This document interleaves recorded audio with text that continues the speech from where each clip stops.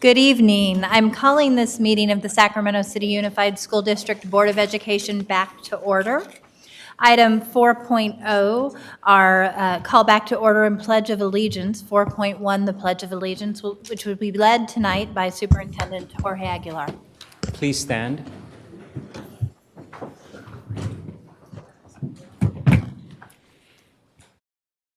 Salute. I pledge allegiance to the flag of the United States of America and to the republic for which it stands, one nation, under God, indivisible, with liberty and justice for all.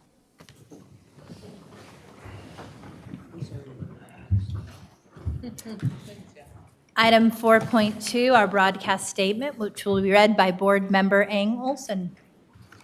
This meeting of the Sacramento City School Board is being recorded in its entirety and will be cablecast on Metro Cable 14, the local government affairs channel on Comcast Consolidated Communications and AT&T Uverse. Today's meeting will air Sunday, September 29th at 6 o'clock p.m. and Tuesday, October 1st at 6 o'clock p.m. and also webcast at www.sacmetrocable.tv. We welcome members of the audience to address the board. Please complete a speaker form located in the back of the community room and give them to our communications representative along with any handouts you may have for the board prior to the conclusion of the item's presentation. Please speak into the microphone when addressing the board and state your name for the record. Please limit comments during public comment to items that are not on the agenda. If you do comment on an item that is on the agenda, we will ask that you please defer your comments until your item comes up on the agenda. Please also turn off your cell phones or place them on silent or vibrate. Thank you so much, Board Member Ang Olson. Item 4.3, our stellar student recognition. Tonight, the Source Media Agency Sac City Unified School District Youth Media Team will be presenting. If you can please come to the dais.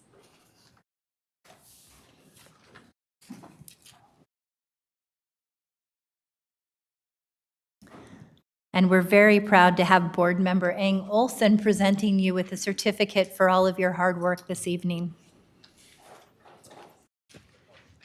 Also, as a thank you, we would like to give you these shirts, these Sacramento shirts, because we like to make every day count. I love it. So you missed what he just said. He is handing out Be Here shirts for each of us because they like to make every day count as part of our Be Here campaign. Source Media is a youth-led media team and the official youth media team for the Sac City Unified School District, designed to provide digital media training, amplify youth voice, and provide a student-centered perspective for the SCUSD community. Their goal is to prepare young people for a forever-changing digital world. The biggest campaign Source Media is currently working on is the SCUSD Be Here attendance program. The Be Here campaign was created by our young people to bring attendance awareness, best practices, and support to sites to reach their goal of 98% average daily attendance starting this September. It is the aim of Be Here to support our site leaders to reduce our district's chronic absence rate from 15% to 10% chronic absence or less during the 2019 to 2020 school year. Source Media students are learning skill sets that will allow them to collaborate with other students and businesses, learning branding and marketing theories and techniques, and help design social media platforms. Thank you. Thank you, Board Member Ang Olson. We'd love to have you each say a few words.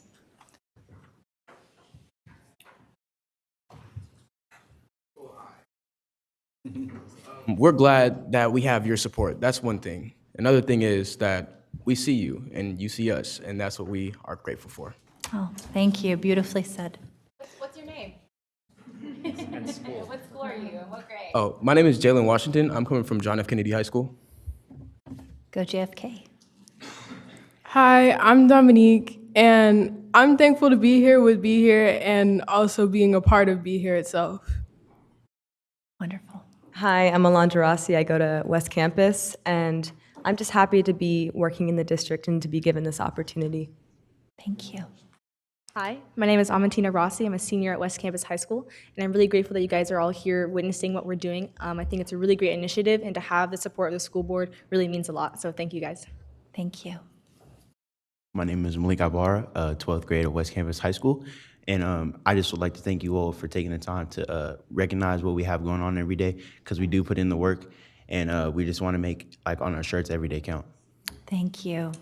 We are so grateful to have you as ground warriors doing this difficult work with other students throughout the district.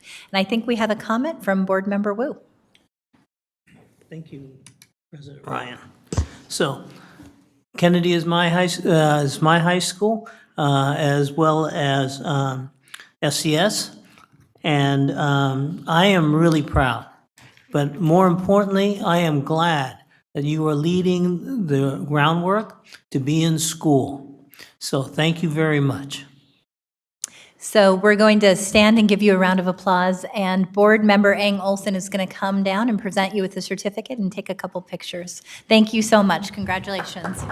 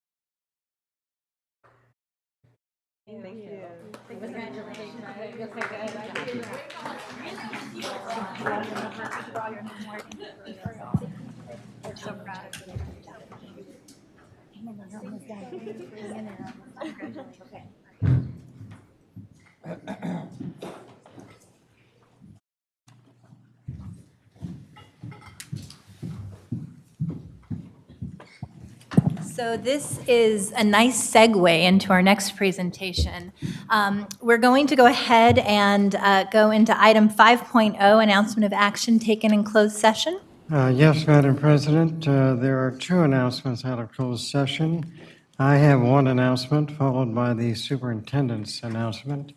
By a unanimous vote of 7-0, the board approved OEH case number 2019-021067, a settlement agreement regarding a special education matter. That concludes my announcement out of closed session, Madam President.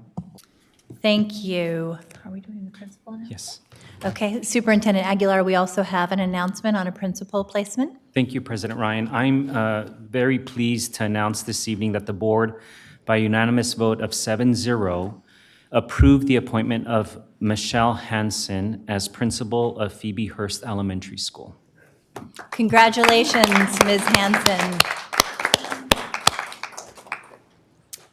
Item 6.0, agenda adoption. Do we have a motion? I'll move it. Do we have a second? Student preferential vote? All those in favor? Aye. The motion carries.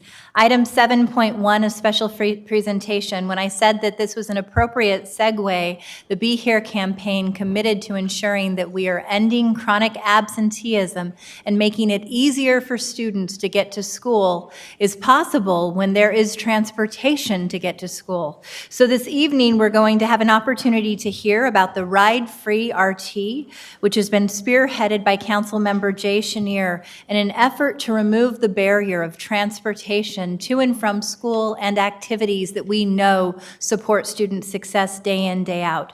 And so I'd like to invite Elliot Lopez, Jay Chenier, Henry Lee to the podium to present on this item.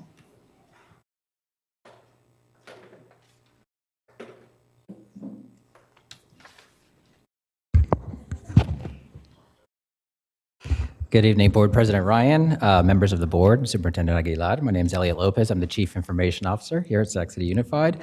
And today I'm very excited to be able to present to you an amazing partnership between the district, Sacramento Regional Transit, and the City of Sacramento. And this program, as you heard, is called Ride-Free RT. In addition, I'm honored to share the podium this evening with the program's chief sponsors, City Council Member Jay Chenier, and Chris Flores, who is the Special Assistant to the General Manager of SAC RT. So under the Ride-Free RT program, all students in the district will be able to ride SAC RT bus and light rail vehicles all day, any day of the week, and all year for free.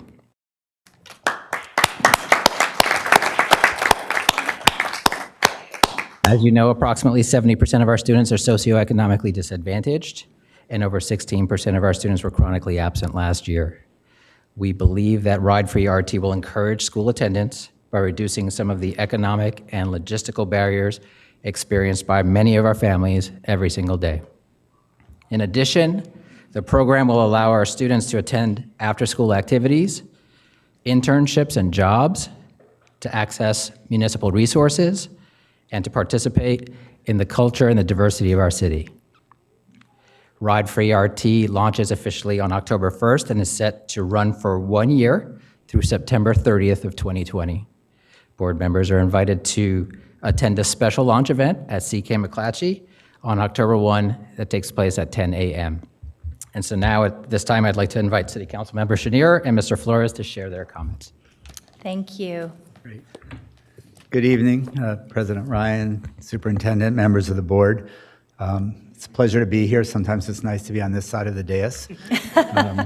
And before I start, I actually want to say thank you for the work that you do. You know, people ask me quite often which was harder, being on the school board or being on the city council. Hands down, it's being on the school board.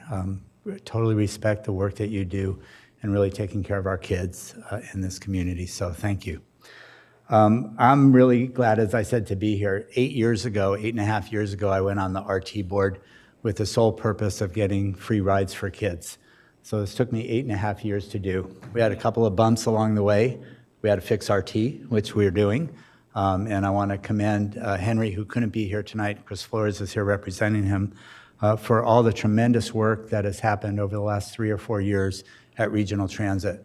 We are probably the only major transit organization in the country that has increasing ridership. And that is the mark that we're looking at. We are safer, we are cleaner, and we are running on time. We put out a full new schedule about 2.5 weeks ago, 3 weeks ago now. And so that is also something that will increase ridership as we go. It's an iterative process, and so one of the things that we want to do after this is continue to look at bus routes for young people and schools to make sure that we have that right. So we want to get some of your young people involved in that program as well. This is really a great example of how governmental institutions can work together and private as well. I want to thank Sutter Health. Sutter is putting in $80,000 so we can, out of the gate, have a formal evaluation of the program so we can see. This is, you know, it's not often that you get win, win, win, win, win. This is 5 win situations across the board. Certainly for young people, this is a great thing to be able to go anywhere, anytime. And I will say we are the only only organization in the country that is doing this. Others have partial free fares, whether it's to do with school or certain times of the day, certain days of the week, but to do anytime, anywhere is really something. I also want to thank a lot of our neighboring districts and cities.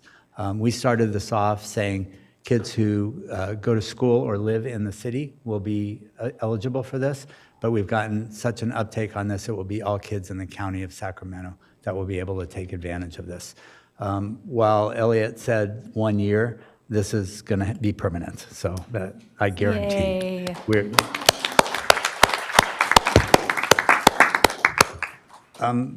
We have a lot of people to thank because while in my mind this was really easy, just let kids ride for free, the logistics of this are pretty amazing. We will have stickers like this that will go on every student ID. And I want to thank the library system because we have a lot of charter schools and private schools. We wanted to make sure that we cover those young people as well so they can go to one of 22 libraries and get their stickers as well. But you all have been amazing. I want to thank from my staff, Allison, Joe, and Claudia, Jason. Claudia, and oh, they're both here. If we want to talk about, you know, incredibly smart, powerful folks who are able to get something done, they have been working with all of the districts around the county to make sure this works. And again, the logistics on this have been pretty daunting. I also want to give a special thank you to Elliot, who I am told has been great in working with this. So if we can give him a round of applause as well, that would be great. And then I want to thank certainly Regional Transit, who we have Henry Lee, Chris Flores, Jessica Gonzalez, Jamie Alderman, Brent Bernegger, Casey Courtwright. If RT didn't want to do this, they could have put up bureaucratic roadblocks that would have made sure we never got anywhere. But they have taken to this wholeheartedly, as with a number of other initiatives. I'll be flying back actually to New York in a week and a half here to watch Henry Lee get a Management of the Year award from APTA, the transportation agency for the country. That would have been inconceivable 3 or 4 years ago for where we were as an organization. We are excited, again, for our young people getting anywhere they want, whenever they want to get to it. So that's great, and we'll follow up and make sure we're doing the routes correctly. This is good for our environment, that more people we can get out of cars and into public transit. We want to create lifelong riders who are choice riders, so that RT's investment today in doing this and what they're putting into this comes back fourfold, fivefold as young people get older and decide that they'll continue to be choice riders. And for the school district, we hope this actually more than pays for itself in the total cost. We know that transportation is the #1 issue for chronic absence. I'd like a shirt. Where did they go? We'll get you a shirt. Thank you. But we know that transportation is the issue. So if we can take care of that and your ADA can go up, it means more money for the district going in. So it's certainly worth the effort. If for nothing else, then this is the right thing to do for young people. So again, I just want to say thank you for what you all do.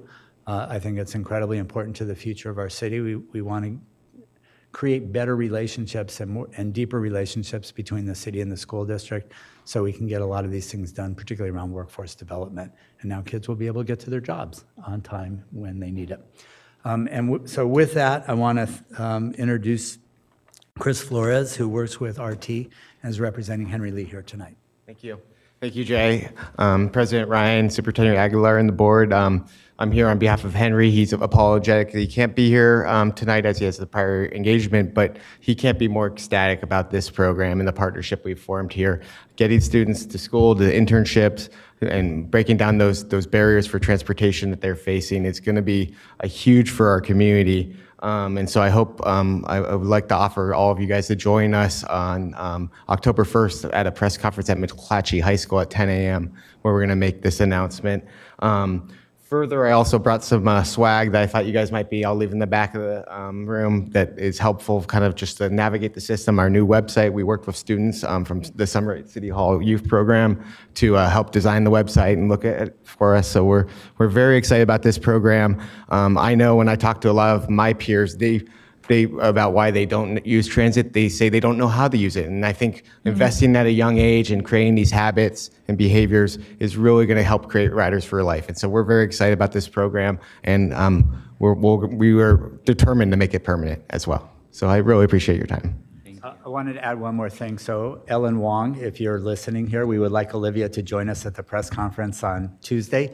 So hopefully if she can get a note to get out of class, that would be great. Wonderful. Thank you, Councilmember Schneer. I have to tell you, one of the things that we quite often hear from our schools, in particular our schools that are struggling with resources, is that they don't have an opportunity to access field trips in the same way our more well-resourced schools do as a result of PTSOs and PTAs raising funding. And so one of the things that they have consistently said since the announcement of Ride Free RT is this is a lifeline to our most impoverished schools, being able to create field trip opportunities for students by being able to utilize our bus system to take students throughout the district to, Sutter and other wonderful landmarks that allow them to have a unique educational experience. So thank you. We're very grateful for that. Great. And I think we have, do we have any public comments on this item? No public comments. Okay, so we have a few board member comments. Board Member Pritchett? And when you're done, we'd love to get a picture so we can Of course. promote it with you all as well. I just wanted to thank you for your work on this. I know it means so much to our youth, and I know you had mentioned about work, and so many of our young students, high school students, are unable to get employment because they don't have a way to get there after school. So I'm glad that you guys really incorporated that to make it like not just to and from school, but all the time. It means a lot. And I know you had said, just one request, because I know you had said that you're looking at putting at 22 libraries and that's where they can pick them up. Have you thought about maybe putting them at the school libraries? Well, they're at the schools. Yeah. Oh, they're at the schools. Okay, I might have missed that part. No, the challenge for us, the districts have been great to work with, and doing that at scale is great. But for one-off schools, private schools, things like that, we want to make sure those young people are covered as well. Absolutely. And so that's where they can go to the libraries when the school doesn't really have the faculties to do that. Fantastic. And so the libraries will be handing out this card. The sticker is something that the school districts will, and then they'll attach to their student ID, and it's got fraud prevention on it and so forth. So We can pretend you're all young people. We'll give you. And as a school district superintendent, can you tell me if the school how we are trying to put out the message that they can pick these up from the schools, or is it kind of just the plan of each, Elliot, maybe you can answer the question. Absolutely, sure. Or is it just kind of just like we send them to schools and they make up their own plan? And No. how can we help get the word out? We've been working very closely with every school in the district. We've already distributed over 14,000 of these stickers in anticipation of the launch of the program on October 1st. Every school is a little bit different. The stickers are going to be applied to the photo ID badges that every student in the district receives. The schedule around that is variable, and so that's where the working with individual schools comes in. But we also have reached out to parents. We sent home flyers very early on in the planning stages to make parents aware of the coming of the program. Fantastic. Thank you for your work on this. And just one more comment to that. We should have an online toolkit available tomorrow, and we will be making sure to shoot that out to all of our partners and stakeholders so they can blast the message as well. Vice President Wu. This is a point of personal privilege. I want to say thank you. This is really important to all of our students. And I remember the financial difficulties RT was facing just a few years ago. So you have come a long ways, and I am certain that this is going to improve ridership. Thank you. Second Vice President Minnick. Thank you. So this is so exciting. I'm really thankful for all of your work on this. When my son was in high school, he was taking a class a semester at Los Rios, and part of his student fees would pay for a RT pass. Yeah. And there were a couple semesters where he said, I don't know if I'm going to take a class this semester. And I was like, no, you have to take a class because I can't afford that bus pass. This can make a huge difference. I mean, those unlimited ride passes are not cheap, and so this can make a huge difference. So I really appreciate that, all our kids are going to have access to that transportation. So thank you. Board Member Eng Olson. I also would just like to thank you so much for this program. As a student at McClatchy, a lot of my fellow peers and students commute to school using RT, specifically like buses and the light rail. And even this past week, I've heard so much excitement in the hallways and discussion from my friends about being able to ride and use RT for free. And this past week, we got our student IDs. I have mine here with the sticker.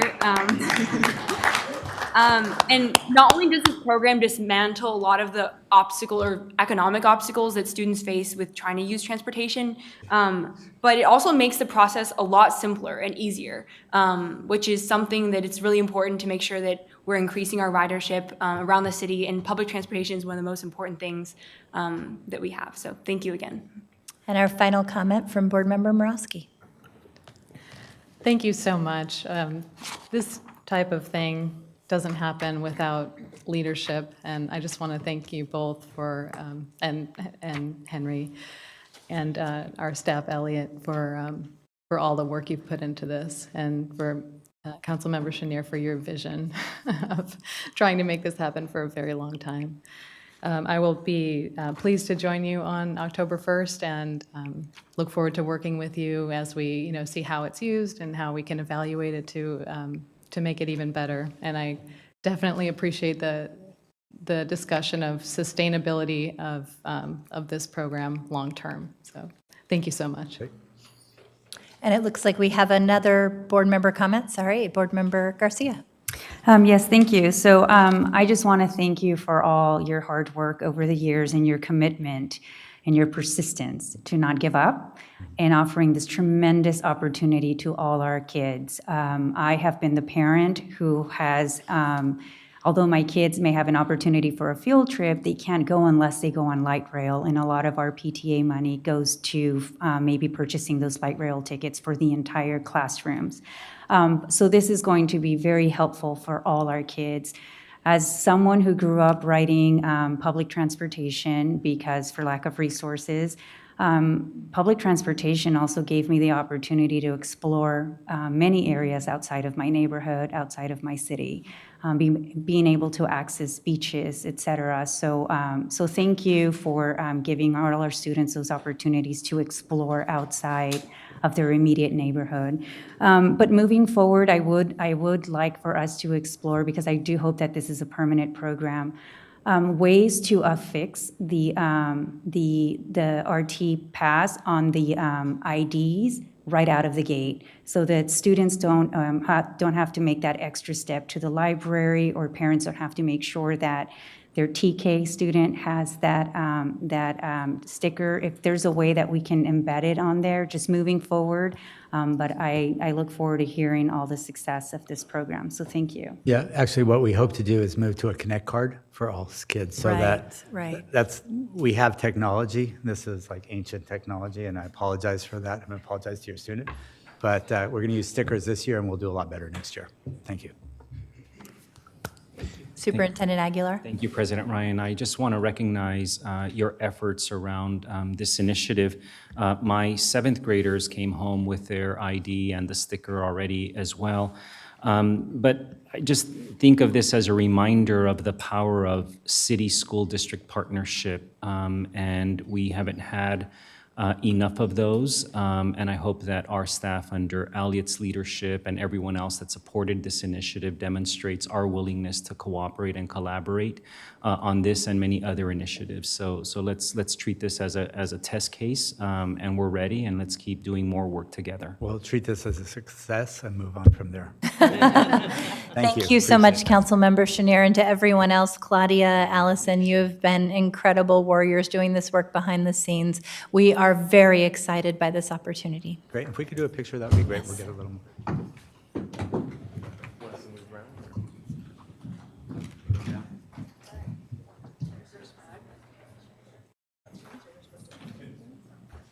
Yeah, you did so much. What are you doing? So you do it. Oh, yeah. Front of the screen. Oh, yeah. Yeah. Oh, thank you. Means you stand up. Is that going to shadow? Push together if they're going to go there. Yeah, we have flyers and cards. Here, these are nice. These are. So maybe a couple of these. Hand them out.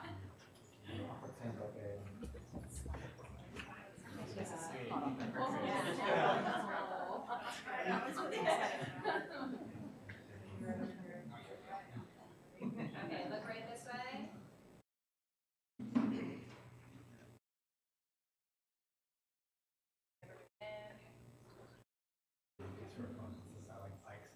I like public transit. Yeah. You gotta get the stickers done. That's good. Thank you. We'll work on this.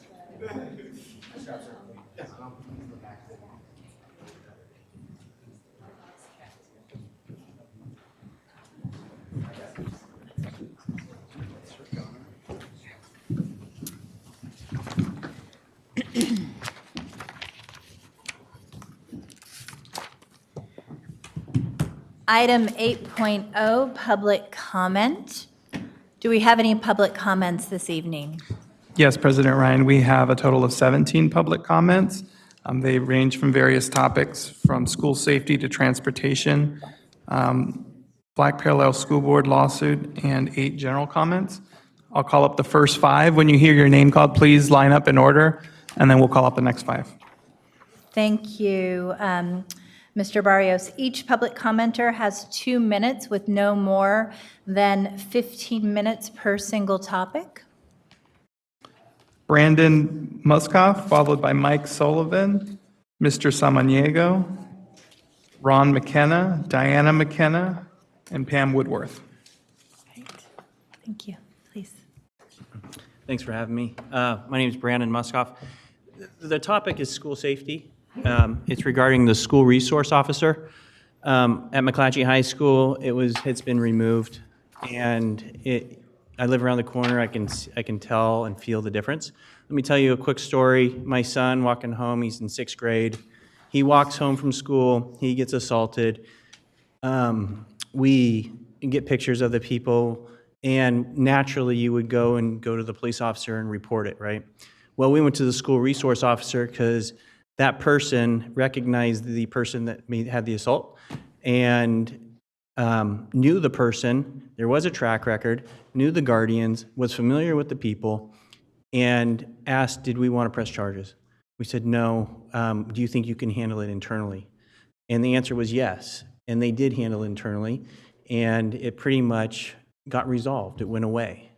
Now, I don't know where you guys live or where you're at, but I've been there 20 years. You know, I would ask you, go down to McDonald's on Freeport and 5th Avenue after school. Without that representation, without that oversight, it's chaos. It's gotten worse. I won't let my kids walk home that way from school. They have to walk around the back. And I understand that when you're looking at things on paper, these are all tough decisions. But when you go out there and you feel it and you sense it, we've created an unsafe environment for our kids. And you don't know it until you've been there. So with that being said, you guys have kids, 7th grade, or what you were talking about. I think that needs to be reconsidered or potentially reinstated. That's what I got. Thank you. All right. I'm sorry, can we get his name? I didn't catch your name. All right, it's Brandon Muskoff. Thank you.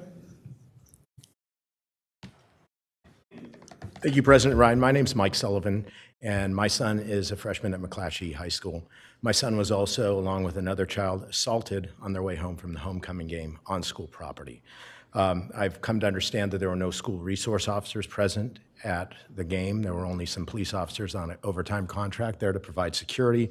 No school resource officers in the neighborhood, as has been done in the past, to clear the school areas and streets of people that may have been removed. My son and his friend have some fears of going to school now with no school resource officer present at CK McClatchy. It's long been held that school districts have a legal duty to exercise reasonable care in caring for the children. Number of court cases talk about that. Manhattan Beach School District versus Hoyam and Daly versus LA Unified talk about how a district has to gauge what it's doing as far as liability based on other like districts and other entities in that same situation. So when we look at Twin Rivers Unified, which has just a little over half of the students of Sac City, they have 20 sworn officers. Stockton Unified, again, fewer students in Sac Unified, 37 sworn officers. Elk Grove Unified, which isn't an inner city district, it's more rural and suburban, 11 sworn officers. And Sac City now has 4 with 47,000 students. With the unprecedented amount of threats to schools, school shootings, and everything else, you should be doubling the 9 you had, not reducing it to 4. And I'm here to put you on notice that you're being negligent in what you're doing, and you're leaving the students hung out to dry on this. I would strongly, strongly, strongly recommend that you reassess that and actually put police officers back in the schools. Thank you. Thank you.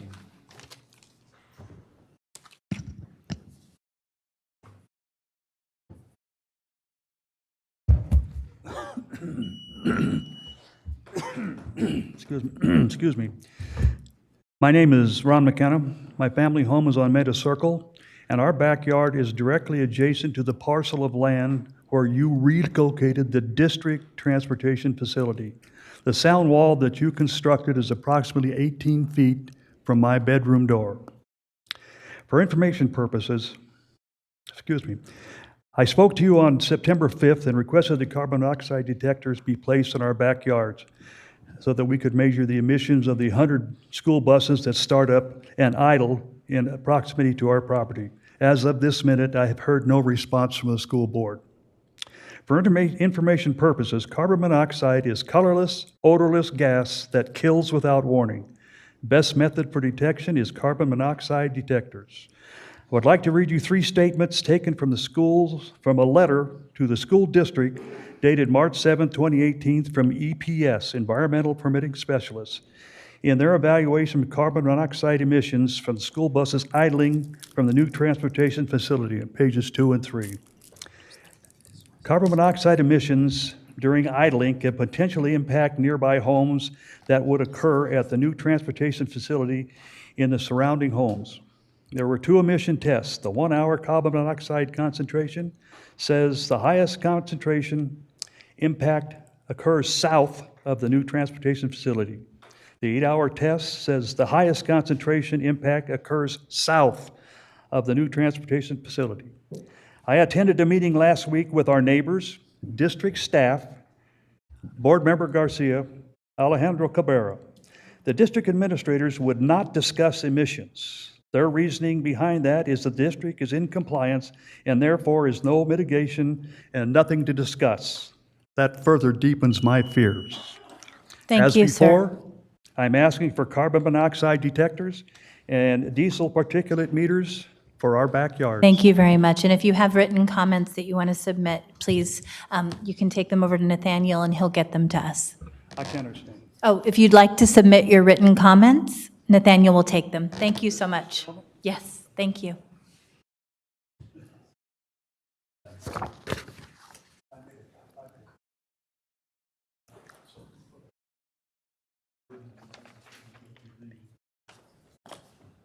Good evening. Hi. Good evening.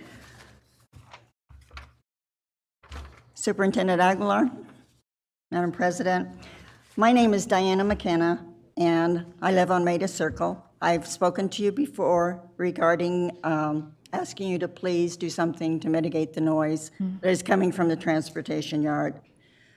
The noise level has risen considerably since you started operation there on April 19th.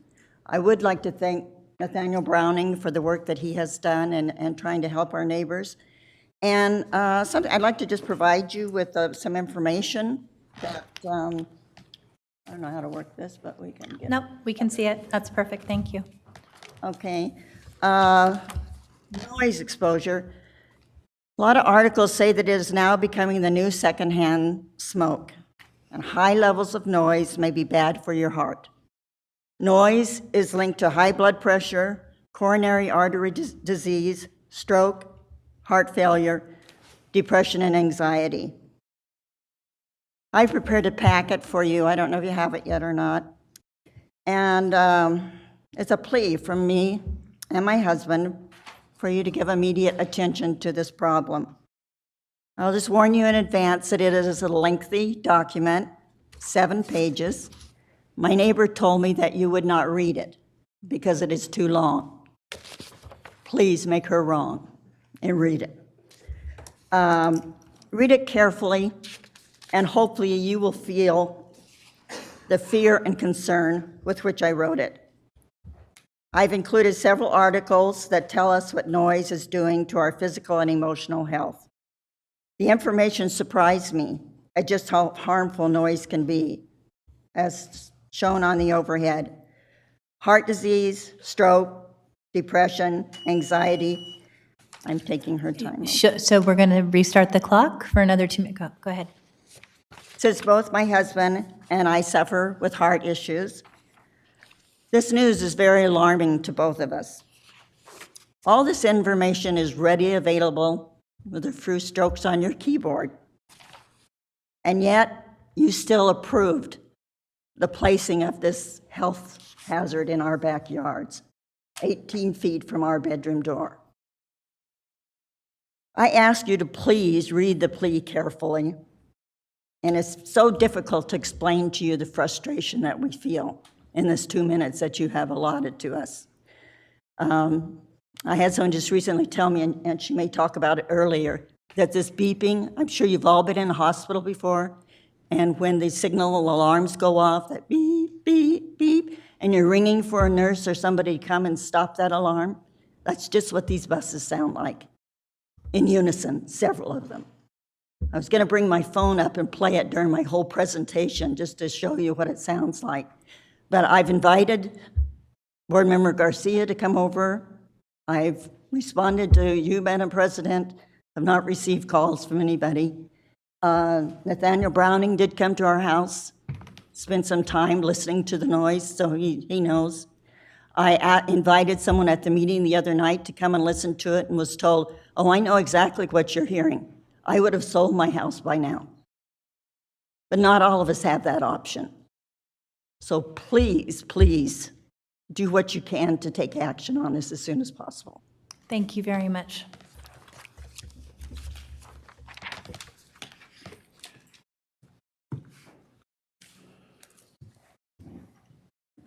Good evening. My name is Sandra Samaniego. I live on Maida Circle. I spoke to you last, I think, month or a couple of weeks ago.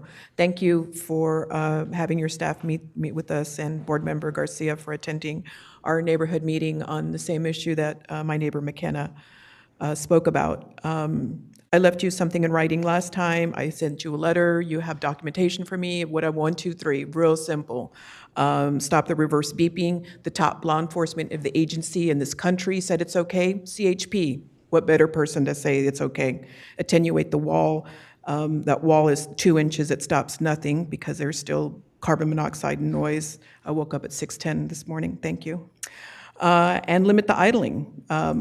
It's going to be winter soon, and it's not unusual to have buses idling for more than 5 minutes. 5 minutes is the law. So let's abide by the law. That's what I'm asking.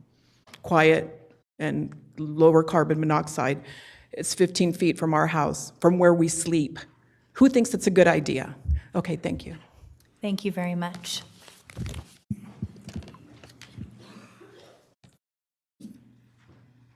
Hold on one second. Can we please reset the clock?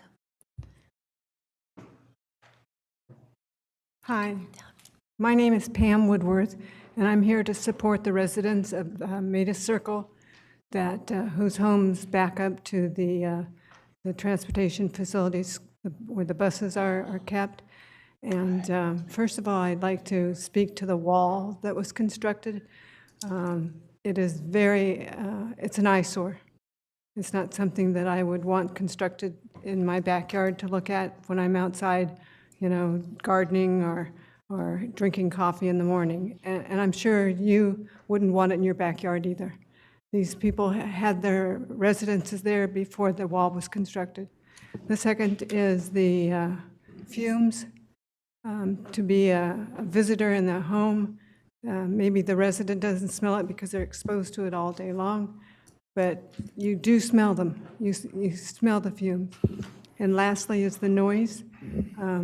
It's intermittent and constant intermittent.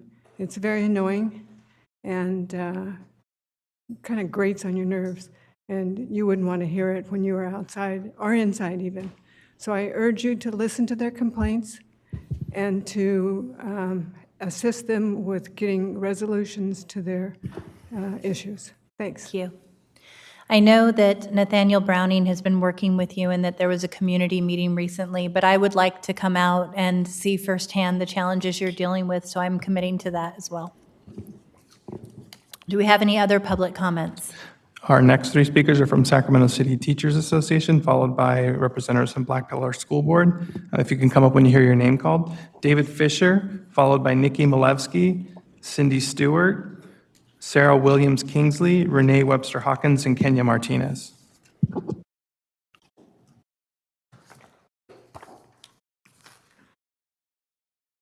If you can wait for 1 second, Mr. Fisher, go ahead.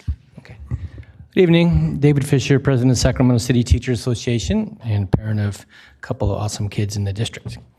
So there's still this big staffing crisis in our district. And in our opinion, the staffing crisis was almost completely avoidable.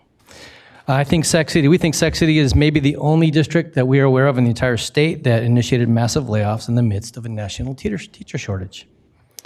By our estimate, there are probably over today, even positions being posted today, over 100 certificated vacancies affecting thousands of students. On August 7th, we offered to meet with the district around the clock to work with the district to fill the positions. Got no response. Last week, we reiterated our offer. We finally received a response this afternoon. In your response, you claim that the, quote, vast majority, end quote, of vacancies are not related to the layoffs. However, just looking at the vacancies for positions you voted to reduce last year including but not limited to math, you reduced by 3.5 positions, biology, you reduced 4 positions, physics, you reduced a position, elementary, you reduced 62 positions, middle school core, you reduced 1.8 positions, music, you reduced 2.4 positions, Spanish, 1 position, English, 8 positions, all of which have vacancies posted in the last few days. Now, we'll give a more detailed response, but one point that you did make in your response was to together promote the information about the district's current salary and benefits package. We agree with that. We were dismayed that it took to almost mid-August to post a new salary schedule while you were out recruiting, but it's up there now. That's a positive development.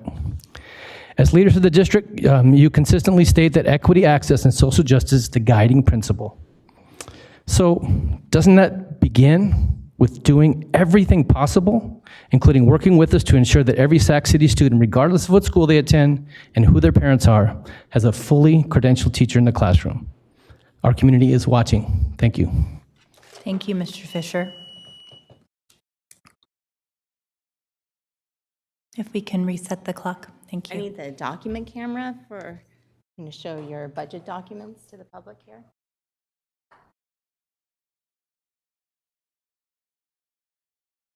Okay.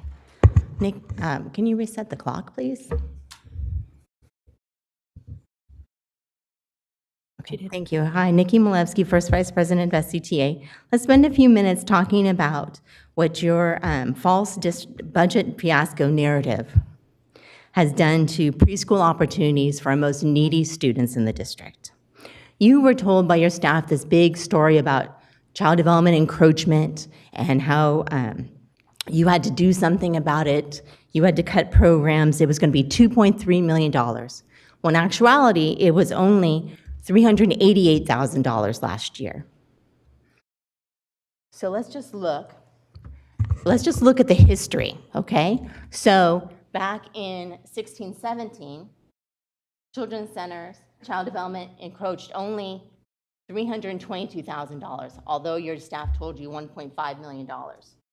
The following year, 17-18, again, district said it was going to encroach a bunch of money.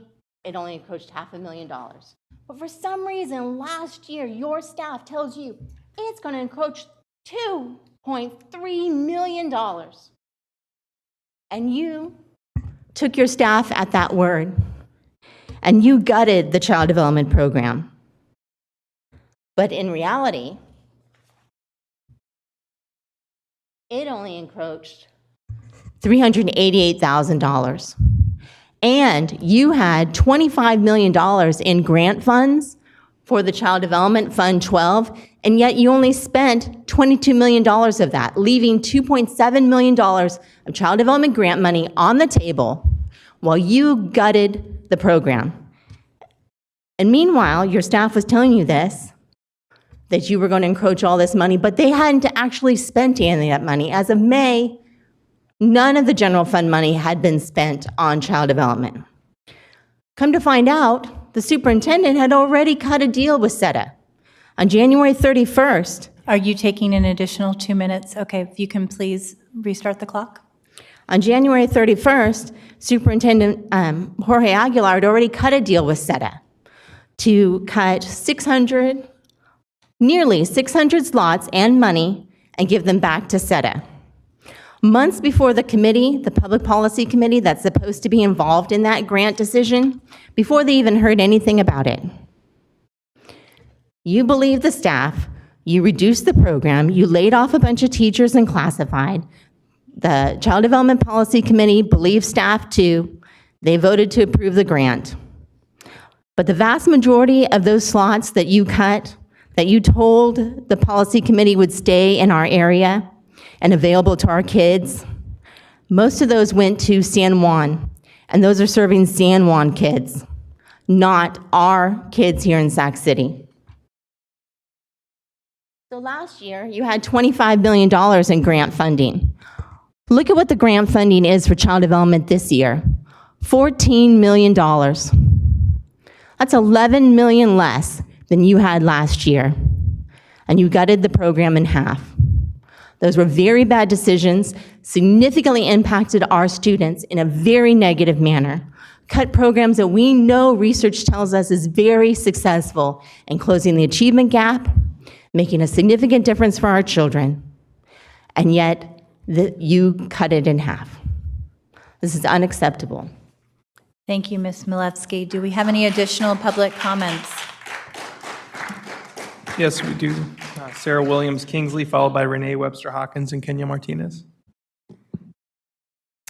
Good evening. I'm Sarah Williams Kingsley. I'm the Secretary of the Community Advisory Committee for Special Education in the district, and Renee Webster Hawkins and Kenya Martinez are at Back to School Night. So I'm using their time and delivering this message from the Community Advisory Committee. We voted on it as an executive group, and it's a message about the Black Parallel School Board lawsuit regarding, well, a whole bunch of things. The Community Advisory Committee is mandated by state law, whose general purpose is to recommend priorities to our special education local plan area, the SELPA, provide support to families, provide awareness of various education options, and support our community and individuals with exceptional needs. Our volunteer executive members, including myself, Kenny Martinez, Renee Webster Hawkins, Al Santana, and Rose McAuliffe, have advocated on behalf of individual families, collaborated with staff, and demanded change for students with disabilities at board meetings and other public forums. The Community Advisory Committee understands the issues raised in the Black Parallel School Board lawsuit. Past and present CAC members have worked for years to improve outcomes for all students with disabilities, including Black and Brown students. Our executive committee members have periodically brought to the district's attention ineffective services to students with disabilities, including discriminatory practices specifically against Black and Brown students. We are not a part of the lawsuit, nor was our committee consulted by the organizational or individual plaintiffs or attorneys who filed the lawsuit. Even so, we agree with the systematic allegations detailed in the complaint. We believe the lawsuit only addresses a fraction of the ways this district has failed to serve students with disabilities. And our members have reported these failures, which led to documentation in the Council of Great City Schools 2017 audit. Our leaders have collaborated with the district to develop a theory of action driving recommendations to improve outcomes for all students with disabilities. Our members have shown a public spotlight on problems in the teacher's contract, which led to the elimination of provisions in SETA's collective bargaining agreement that discriminated against students with disabilities. Our current work has led to the implementation of the dyslexia intervention pilot, which is underway. Moreover, our members of our executive team have volunteered their time at Cerna Center to collaborate in developing a district-wide multi-tiered system of support to support the whole child. We will continue our mission focused on comprehensive outcomes benefiting all students. It is our hope that the district quickly admits to any systematic allegations which are clearly self-evident in the lawsuit, so that we can move on beyond the expense, delay, and wasted staff work associated with litigation and move forward as a community to working on all the ways we need to improve the academic outcomes for our students with disabilities. In addition, we call upon any community organization or other committees who work on behalf of students with disabilities to come to our table. As a community advisory committee, we are open to the public, and we have always welcomed every family and organization interested in pressing for change for students in Sac City Unified. We have chosen to voluntarily collaborate with the district while providing oversight as community members and parents. Moving forward, we are committed to the participation of all members of our community to collaborate with the CAC in our work on behalf of all students with disabilities. Those include Black and Brown students with disabilities, those who are English learners, homeless and foster youth, and those with developmental, physical, and mental health disabilities. All of our students deserve a better educational experience to prepare them for a meaningful life through graduation and beyond. Thank you. Thank you, Sarah. We're so grateful for your tireless work and advocacy on behalf of special education students. Thank you. Do we have any other public comment at this time? Yes, President Ryan. Our final 8 speakers, if you could line up in order. Chris Rogers, followed by Mahmoud Ataras, Deborah Sokolov, Cecile Nunley, Nicole Gustafson, Tara Thronson, Sawait Siyum, and Bina Lefkowitz. No, I'm mean, at what point? Hi, my name is Chris Rogers, and I have a child at Sacramento School and one over at McClatchy. When a child tells you they don't like doctors, you don't stop taking them to the doctor. You partner with the doctor and work to build positive relationships between them and the child. Because as an adult, you understand they'll need doctors in the future. Long after they leave your house, they need to know how to deal with their anxiety, even if it's uncomfortable. And that's how children grow up to become functioning adults.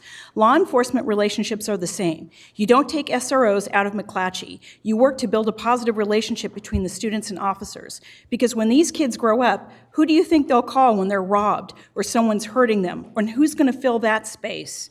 We are the adults here. It's our job to look ahead of what our kids don't understand. It's our job to say, no, you're wrong, kiddo. There's a reason for law enforcement. You're scared of them? Let's partner and work on a positive relationship with them. When a fight breaks out at the school, campus officers need to be there at that moment, not show up a half hour later when the students are already hurt. If you haven't heard, many more students are feeling anxiety from the threat of school shootings than an officer on campus. McClatchy has had several threats this year already, and if you think SROs off campus will make that safer, I have to wonder. Whoever is speaking on behalf of a group who dislike law enforcement are not speaking for all the students, just themselves. Maybe other communities need to get together and work some issues out, but this is not the way.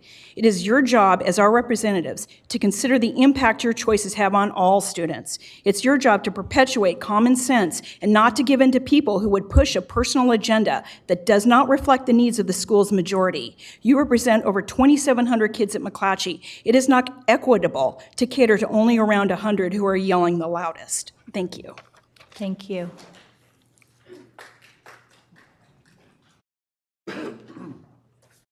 Hello, sir. Hello.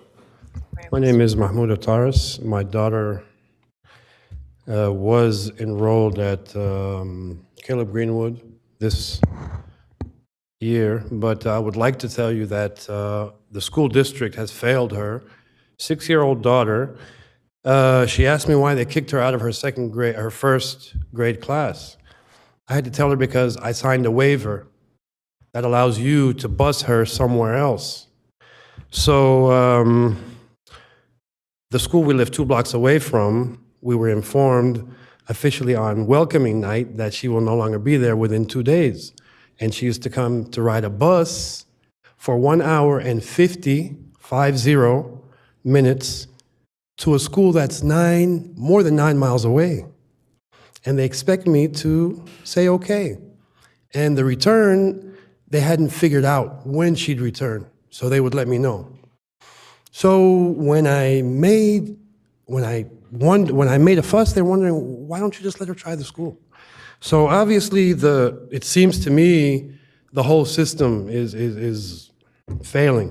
Mm-hmm. And I didn't know about the teachers, but it's obviously, it's a bigger problem that we're going to fix here. But you guys got to do better. Really, I'm surprised. I'm really shocked that someone could tell me a 6-year-old can ride a bus for almost 2 hours, and then you want them to go learn something after that. I can't drive 2 hours and go to work and do something. Thank you. So a few more things. The ombudsman I was told to talk to never called me back. I had to go to the office 2 and 3 times. I've spent at least 10 to 12 hours to deal with this problem. It ended with my wife being threatened to call security on her yesterday. Today, my daughter started her first day back in a new school. She's been out of school for a week, asking me why you are not allowing her to go to school. Sir, I'm going to ask Superintendent Aguilar to take a moment to respond to your comments about concapping, because obviously it's very disturbing, and I am so sorry for your daughter's experience.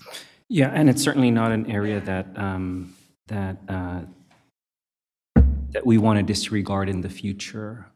This issue of how we address the needs of our students when we have more students interested and enrolled at school sites than we have capacity for based on language that we have to abide by. So I do become very concerned when I hear feedback about the lack of responsiveness from our Office of Constituent Services. So I am going to ask our staff to get your information, and I will personally commit to follow up with you on that by tomorrow.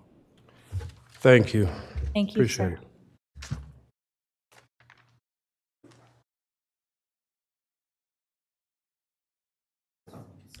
Good evening, board members, and I think I'll only be coming up 3 times tonight, so it'll be cut short. I know.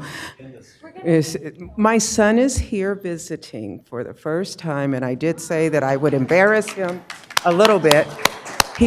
I was wondering who that handsome young man was. Thank you.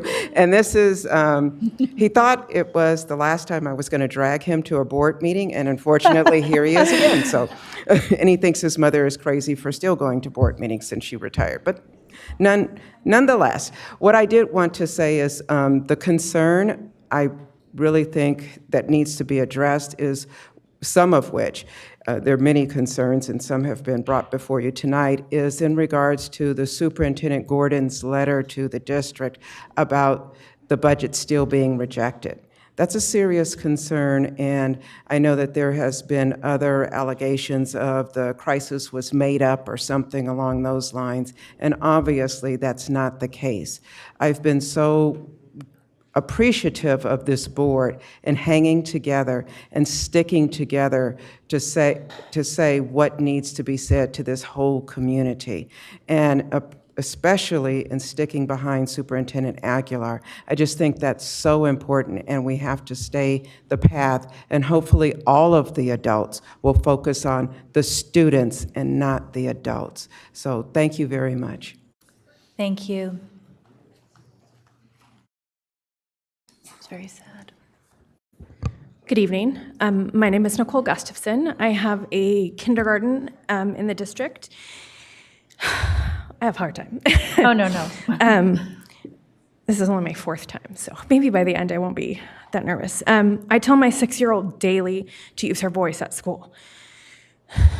Use it strong and make sure it's heard politely. But don't let anyone ever feel that you can't use your voice. And here I am, not using mine. I'm a parent who likes to lead by example, so I'm here tonight to use my parent voice. I'm not anti-union, anti-teacher, anti-school board. I'm pro-student. Just because I question all groups, union, teacher, and schools does not make me against anyone. I'm tired of this idea that we have to only be on one side. The side we should be on is the students. Working together, because the only way we can do this best is to put our egos aside and work together to compromise to find solutions outside of our current box that we're all stuck in. I don't have solutions, but I'm here to put pressure on all members to work together with the 5 unions to find solutions that work for all students. We as parents are asking to expedite the arbitration on outstanding disputes with the current contract, begin negotiations on the successor contract because we can't move forward if we can't get going. Expedite and streamline the hiring process because I myself was in some of the mess of not having a teacher, a kindergarten, all that stuff. And with that, I ask if there might be change of date. I know that was always a discussion and it didn't get done of when the school year calendar starts. change, yes. Because I think that's important for that. And for jointly develop a solution to implement rest of justice practices district-wide. I know you guys have a lot on your plate, but I truly think that if everyone works together, we can make a difference. Thank you for making your voice heard. Good evening. My name is Tara Thronson. I have 2 children in the Sac City Unified School District and co-founder of Parents United to Restore Our Schools. Parents want a fiscally solvent budget and transparent budgeting practices. We want our students to have a credentialed teacher on record on the first day of school for the year. And we want restorative justice practices implemented throughout the district. We know that resolving these challenges is good for our kids, yet as parents, we can't solve them. We need the district and union leadership to work collaboratively to solve all these problems with our students' needs as their guiding focus. We acknowledge the root cause of these challenges is complicated and involve multiple parties.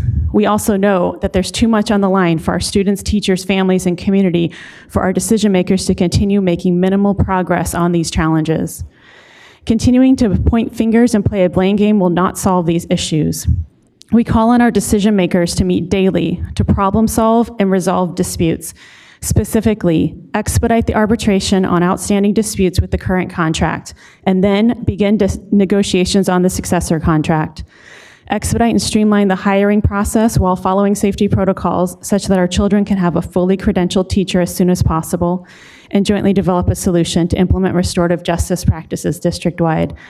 You know, I have to tell you, the last week or so, the thing that keeps coming to my mind, I just can't help but think there's like 10 to 15 adults that are the only people that can solve this problem, and I'm not one of them. Yet I feel like there's 40,000 kids and families and community members that are held hostage. And so until all these adults that are decision makers can get in a room together and start solving these problems, do the problem solving practices we teach our kids, and talk, because sending memos back and forth is not solving this problem, then we're never gonna get anywhere. Thank you. Thank you. We're going to reset the clock. Good evening, President Ryan and board members. My name is Bina Lefkowitz. I am here tonight as a proud parent of 2 CK McClatchy graduates and a 20-plus year volunteer and supporter of district endeavors around student mental health, social-emotional learning, restorative justice, the graduate profile, and work-based learning opportunities for students. I'm a longtime youth development advocate in this community. For disclosure purposes, I am a trustee on the county board, but I am not here tonight in that role. To clarify, the county superintendent, Dave Gordon, is responsible under Ed Code for overseeing the fiscal health of our schools.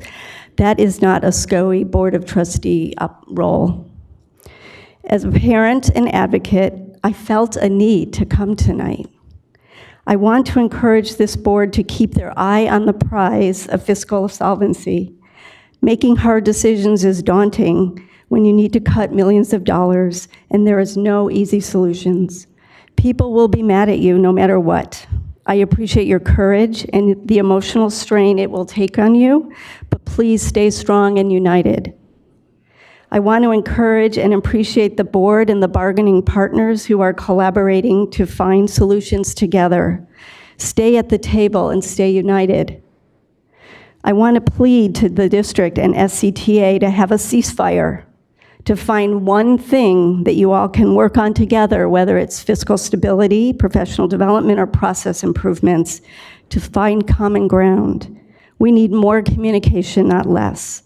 Small steps may build some successes to help you work on larger, stickier issues together. Our kids deserve that kind of effort. I hope that all parties can agree to role model civil discourse. Our students need to see adults agreeing to differ in agreeable ways. Thank you. Thank you.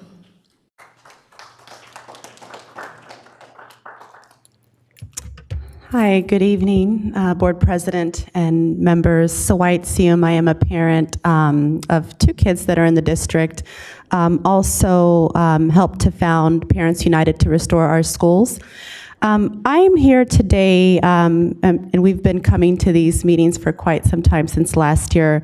But you know, what I know to be true is that when you have a good relationship with someone, that even when you disagree, you come together and you figure it out. And what we've been learning and what's really disheartening is that the relationship between the district and the union is broken. And, you know, we've learned that that's not anything new. It's been broken for quite some time. And as a result, our kids are suffering or are in the middle of this, right? And so I'm here as a parent, here to speak on behalf of our kids, and again, to plead with you all to put kids first, right? We, again, as Tara said earlier, we don't have the solutions. You know, we don't know what the answer is, but it's so important to put the kids first and be a model, right, for them. Because how can we tell them to work it out in the playground or in the classroom if we adults aren't doing that ourselves? So, you know, we're there are a lot of issues that we're tackling, whether it's the issues around special education, restorative justice, the high number of suspensions and expulsions of Black boys. I mean, the list goes on and on and on. But what I know to be true is it's an uphill battle to work on these issues if, adults can't get it together and work together. And so we have so much work to do, right? And our kids deserve it. So I'm just pleading with you to come together. We heard about arbitration, and we'd love to hear an update. Thank you so much. We appreciate your time. Thank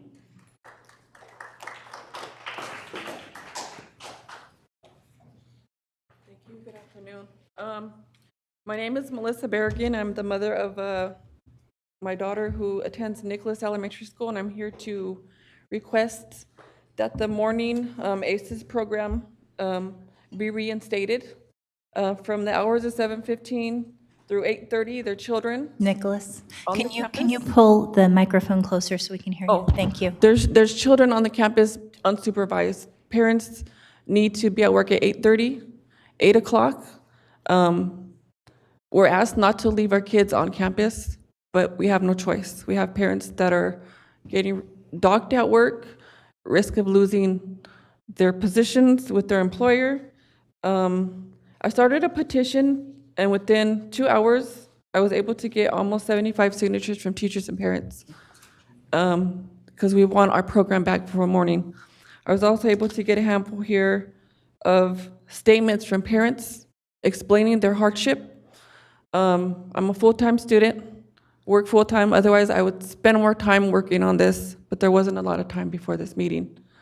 I'm one of the parents that dropped my daughter off early in the morning. Kids are fighting, they're running in the parking lot. The teachers are telling me that there's fighting. They're coming to the school. The teachers during those hours are not responsible for the children. Parents have to go to work. A lot of them are feeling that it's not safe to send their kids walking through the Nicholas neighborhood, which is right up here down the street. So I'm asking, please, if you can consider reinstating the program because Nicholas is in desperate need of the morning program. They start at 9, and the program used to be from 7:15 to 9. So during these hours, we have kids that are in an unsafe environment on the school grounds on their way to school. Thank you. Yeah. So I don't know if anybody would like to read these, take the time. Who could I leave them with? Yes, Nathaniel Browning will take them from you. Okay, Thank you very much. We appreciate your comments. Do we have any other public comments tonight? Okay, we will be moving on to item 9.0, Board Workshop, Strategic Plan, and Other Initiatives. Item 9.1, the African American Task Force, African American Achievement Task Force. This evening, we will have a presentation by Vincent Harris and several of our incredibly dedicated members of the task force.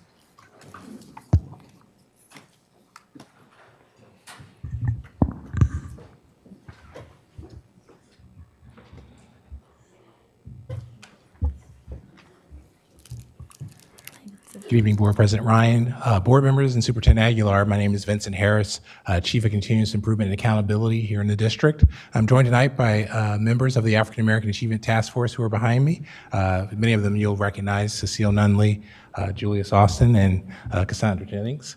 The way we'll do the presentation this evening is that I will present the PowerPoint, but all task force members will be available for questions and answers once we get through the information we'd like to share with you this evening. With that, I'll dive in.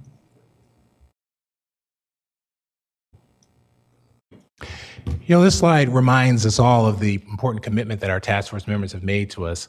Perhaps the best way to frame this is we have a representative sampling of those members tonight, but in terms of history, if you will, the very first meeting of the African American Achievement Task Force was actually September 27th, 2018.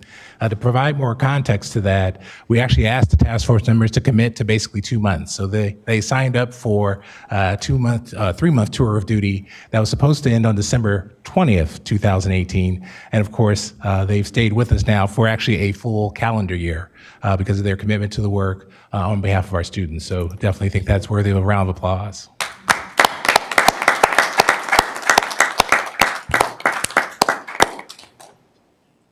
And thanks to their leadership and support of our system, they've been able to provide for us a full cadre of recommendations that we now have started working through in terms of testing the viability, all of it anchored around our guiding principle, which speaks to the purpose of our presentation this evening.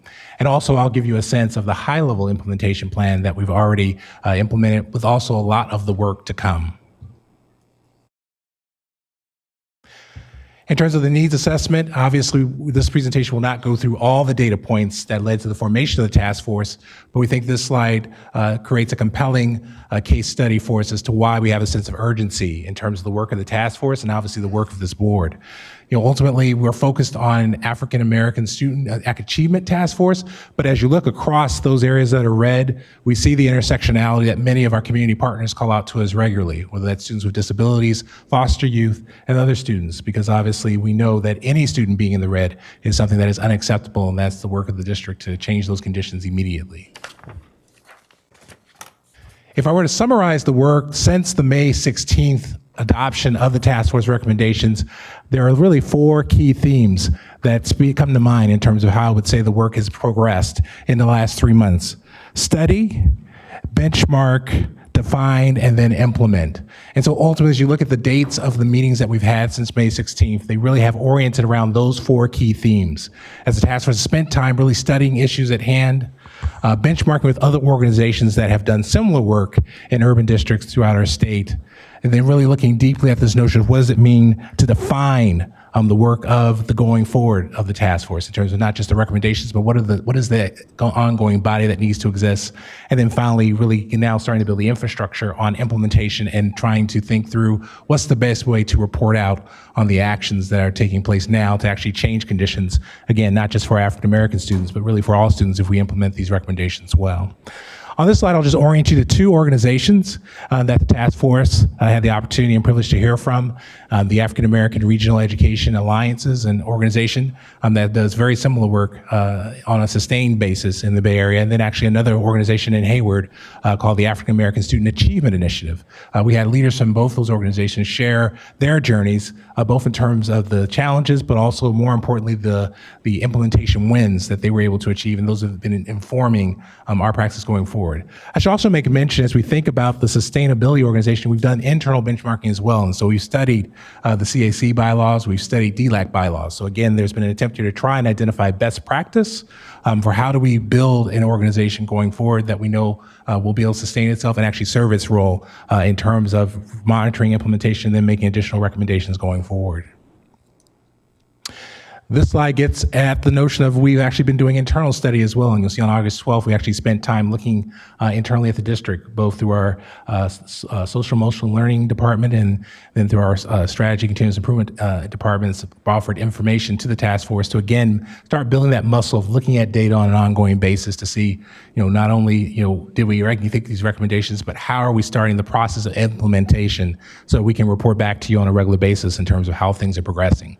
And then really what we've been in the conversation about most specifically has been building governing principles, which are really about the infrastructure. I'll speak to that more specifically as I talk about the recommendations that are actually right now have traction and are moving forward. So the overarching outcomes really become the orientation of why the work matters. These are the conditions, our first commitments to things that we can change going forward. And you'll see they cover a range of measures that we'll be looking at over the next few years to make sure that we meet those targets that are defined.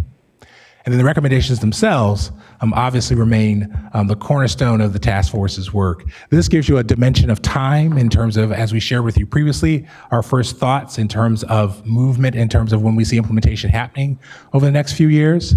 This actually gives you a sense of the dimensions of implementation itself. And so as you read this, we have 3 recommendations which we think are actually underway, if you will. Another 3 that we've done some scoping to try and gain perspective on the next move in implementation. And while not start is probably not the right term for those recommendations on the far right, it really speaks to those that we need to build some capacity around so we can study them appropriately. The theme here is not to implement fast, but to implement with integrity, with validity, and with the ability to say, are we doing what we said we're going to do? digging a little deeper on the three that I said actually are underway, ultimately the one that's been most important to us has been this establishment of the district-wide committee. That really is probably the capstone recommendation that we spent most of our summer engaging with. And to be expected, it takes time, it takes study, it takes effort to really frame a new body, if you will. And so you can see some of the real benchmarks that we've done through the summer have been the study part. They really have been this notion of studying governing principles. That's where the CAC and DLAC benchmarking has been really important for us. And then now moving into this phase of how do we define membership and outreach. Ultimately, the board has already taken action in terms of this conversation that we've been having ongoing about safety and security going forward. And of course, that dovetails with the task force recommendation around school resource officers as well. And then finally, in terms of district staff, we've already started moving on the 5% variance on suspension rate disproportionality. And so you can see there direct actions were taken starting in the summer with training with principals, and then on an ongoing basis through our social emotional learning training specialists and our instructional assistant superintendents, we're actually now engaging with sites in their own needs assessment so that we can report back to you on, not only those sites that mess the threshold, but more importantly, what actions they're taking underway to change conditions so we can reduce suspensions at those sites in particular going forward. With that, I'll wrap up with next steps. Probably our most important next step is this an upcoming meeting on October 7th, where we'll really be thinking about this next phase of the committee development. I should just say, we thought when we met with you in May that creating this governing bodies, the sustaining body would be just a summer exercise, but to the task force's credit, we realized there's a lot of complexities when you think about creating an organization like a CAC, like a DLAC. And once you get into the details of it, we realize we can't allow ourselves to be stopped by an artificial deadline. We actually want to make an organization that we know will stick and stay so that it can not only monitor the implementation of our recommendations, but also continue to push us effectively in terms of identifying new frontiers where we can we can change conditions, again, for African-American students and ultimately all students. As district staff, we're continuing the process of studying the recommendations and then identifying recommendations, much like the 5% variance suspension recommendation for the next launch. And so that work has been going on concurrently. And so we'll be able to report to you back on that as well. And then finally, just as a part of the sustainability journey, not a question for tonight, but just again, just to reemphasize the task force's commitment. Once we create the sustainability organization, we'll be coming back to the board to look to make it a real standing committee as well. And that's been identified as an important marker for us because, again, as we think about the recommendations, the one centering on the district-wide committee is probably the one most important because that, in large respect, guarantees that the work will have a strong advocacy going forward. And again, it provides an opportunity for our task force members to remain engaged for the long run. With that, I'll end the formal presentation and turn it back to the board for questions. And again, the task force members will join me in answering questions as appropriate.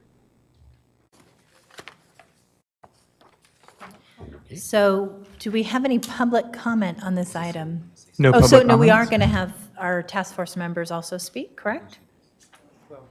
Yes, so before we do it, go ahead, please. The only thing that I wanted to say was on behalf of one of the other parents that couldn't be here, and that's Benita Ayala. She wanted to be here, but her son is sick, and that's the only reason why she couldn't be here. And so she wanted me to give her apologies to the board. and Oh, that's all. thank you, Cecile, I appreciate that.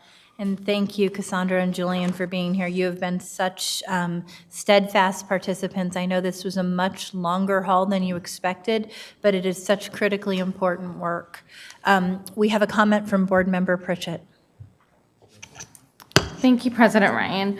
I too just want to thank the committee members and our staff. This is for your leadership on this uphill battle. It's such important work for our students, and I hope that you'll stay with it and stick with it because your internal knowledge of where we're going and where we've been and where we're going means a lot to us.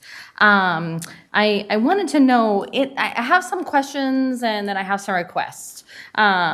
In the meetings, who is leading the meetings? Actually, we've been fortunate through a grant from the Garrett Foundation. Dr. Robin Fisher has been our official facilitator. Dr. William Ellerby, as you all know, has been a planning partner for the meetings as well. And then, of course, as needed, district staff has done some facilitation as well. So very similar to like the high school graduation task force we have. Okay. Yes. Fantastic. I'm glad to hear that. I wanted to let you know that I did also request through the superintendent that, and I'm glad you had mentioned this about you guys being a standing committee, but I've also put in the request that you guys have a spot on the first agenda of every month under the committee reports. That way you guys can report back to us and keep us updated on your work. And then lastly, I also just one last request. I know you had mentioned about the school resource officers, and I want to make sure that the African American Task Force is invited and has a seat at the table during the hiring and community process of our safety officer. All right, that is it. Thank you for your work. Board Member Minnick. Thanks. So my original question was going to be about the Parent Caregiver Student Advisory Committee and the timeline for implementation. But now, after your continued comments, I just want to tell you how much I appreciate that you're taking your time to do this right. And not sticking to some arbitrary date, and that it's what I see is. Not only have you committed to far more time on this committee than you had originally agreed to, but you're really playing the long game in making sure that we do this right for our kids and their kids, and really changing the culture of our district and focusing on the needs of our students. So I just want to say that I appreciate that sometimes things don't move as fastly. Sorry, sure, I'm an educator. As quickly as we would like, but the ultimate outcome is going to be a lot greater because you're taking your time to make sure we do this correctly. So I appreciate the energy you're putting into it. Thank you. Board Member Vang. Thank you, President Ryan. First, I just wanted to take this time to thank the African American Task Force just for the incredible work that you're doing, and also demanding that, as a school district, we stay laser focused on improving the outcomes for our Black and African American students. I appreciate, and I know that we went through the recommendation implementation. I appreciate just the timeline on some of these recommendations and how long it's going to take. I know in the packet and last year when we spoke about the recommendation implementation, we had allocated $150,000 to really get started on some of these recommendations. And I didn't see how those dollars were allocated in this PowerPoint, and I'd be also interested to know how have we utilized those dollars, although I would also argue that $150,000 is not enough. Really, it's almost giving you just enough to fill, right? And so I would like to hear a little bit more about the $150,000, how we're spending that, and just some of the needs and gaps that we need to do as a board to support you in this work. So to your question, Board Member Vang, we've operationalizing the committee actually, to a large degree, is not super expensive at this point, and because we focused on that first, we really haven't gotten to a conversation yet on the $150,000. Your point's well taken, because of course, obviously, some of the other things we've thought about actually cost a lot more than $150,000. So we're still going to be wrestling with that to some degree. We are probably as the transition team becomes solidified, we will come back to thinking about some short-term wins with the $150,000, because it's enough for us to do some things, even as short some things as community meetings. They won't necessarily be the big ideas. But they will perhaps potentially be ways that we can plant some fast experimental things. So for example, on our own task force, we have representation from several community partners, and one of those ideas has been, and of course the task force itself hasn't decided on anything, but some of those ideas have been, what are some short-term things we can do, particularly as it relates to perhaps short-term projects to support students, whether it's college going, A through G awareness, et cetera. But to answer your broad question, fortunately our most important recommendation hasn't required that kind of investment yet, but that's definitely going to be upcoming, and I expect definitely for the end of the year, you'll hear a plan about the $150,000. Okay. And then another question. I saw the outline of the task force member, and I know we're talking about having a standing committee with the district. Are any of these folks part of the transition? I'm curious to know who's staying on and. Well, I'll be a buffer, okay. And I'm gonna give the task force members their freedom. So. The meeting we're going to have upcoming on October 7th is actually to plan that. So I see. We don't know the answer yet. But that said, I don't want to steal the task force members' thunder if some of them have already decided they want to stick it out for another couple of years. Can I? Okay. Ms. Cassandra. Well, I'm going to say it's the first question we have to ask is who's going to be invited, you know?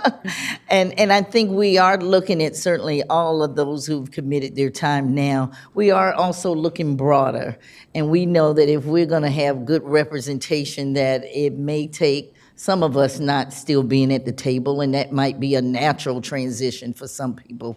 But we do want to make sure that the transition is planned out well. So I don't think you want all new people to come on, but certainly some new people so that we can have some cross interactions. But I will just say the discussions have been great, and it's not a matter of who necessarily leads the discussions, but who says the most, you know. And so we are really appreciative to the staff and the expertise that's come to the table, but you can look at us who are represented in that list that's on the committee, and we all have certainly a commitment and some great sort of opportunities and ideas to move forward with the board and really keep our eye on the prize, and that's really improving the achievement of African American students. That's absolutely right. Thank you, Ms. Jennings. I have to acknowledge Robin Fisher's wonderful facilitation. The superintendent and I were very lucky, given our limited resources, to get a grant from Gear Up, as you know, to do this work. And she has stayed on with us long after her contract ended and continued the commitment to this work. I think we have a late question from Member Garcia. Thank you. I thought I had pressed my button. I just had a couple of questions. First of all, I want to thank you for your commitment in staying on board for the long haul. So these recommendations, as we've discussed before, are very helpful, and especially recognizing the timeline. I wanted to ask specifically about, I think it's page 10, the second on the SEL training specialists and instructional assistant superintendents that have been meeting with identified sites to start the conversations on strategies to reduce suspensions.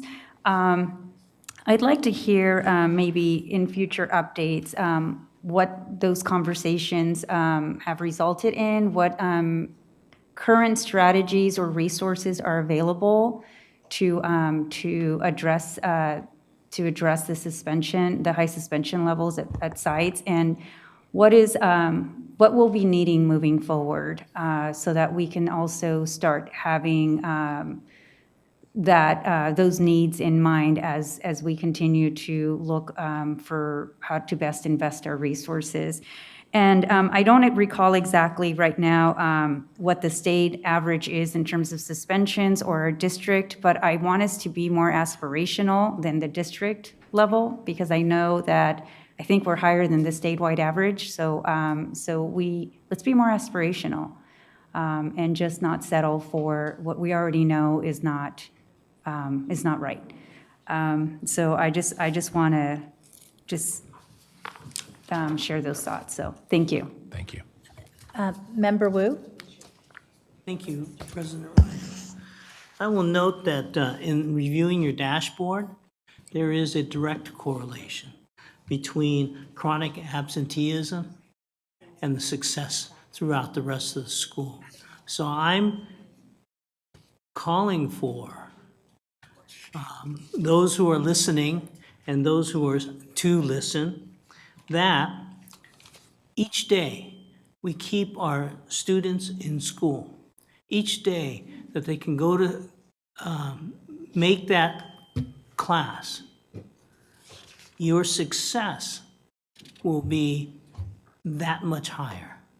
And I just want to emphasize across the board, it is the chronic absenteeism or the lack thereof that builds student success.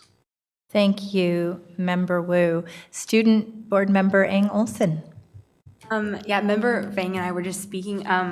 This is partially her idea, but we both think that there should be an African American member specifically on the Achievement Task Force. We were wondering if there is an African American student as the student representative. We have had some awesome representation. Do you want to speak to that?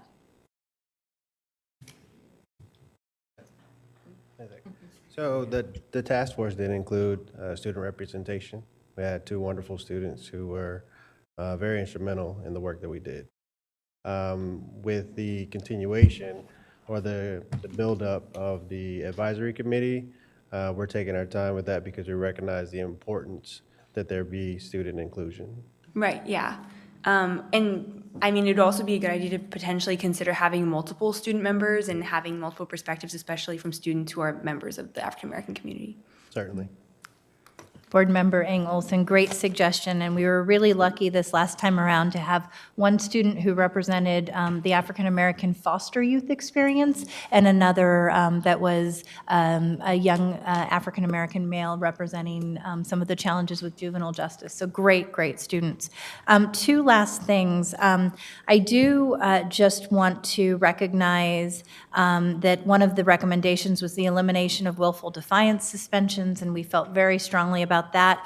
The district was one of the first to come out very strongly in support of SB 419. So with the passage of that, we have a tremendous opportunity to eliminate willful defiance as a catch-all, disproportionately harming our African American youth. And then I wanted to ask a question about the increasing Black African American teachers from 109 to 150. We did at one time have a partnership with our historically Black colleges and universities, and we actually did travel to colleges and have college fairs where we were recruiting and signing contracts as a means of helping to ensure a more diverse teaching body. Is that still happening? Hi, President Ryan. That's not currently happening, given that the funds are no longer available for that travel. Okay. But I will share the reason that recommendation there specifically is because of the work previously done by our human resources team. Yeah. And so the task force actually really was excited to hear that we had done that before, and so thought that was another way to create some gentle pressure to revisit it once we have the funding to sustain it. I would love to find out how much it cost for us to do that and see if we can go to Sacramento Regional Foundation or to Sierra Health and see if they might be willing to cover this, as I know that this is a priority, and I've heard Chet speak to this too. And then finally, I just want to say I'm so grateful for your continued commitment to training around implicit bias and restorative practices, and I will once again strongly say, well, I appreciate this idea that we should have implicit bias training, restorative practices, and that quite often it is more comfortable for people when it is voluntary. I absolutely believe that we have to commit to implicit bias training and restorative practices that are not contingent upon an individual's willingness to engage in the training and the practices, but the moral imperative that that's how we change mindset and actually serve students. And so I hope as you continue to do this work, it will be with that commitment. Thank you so much. So, yes, we'll give you a round of applause.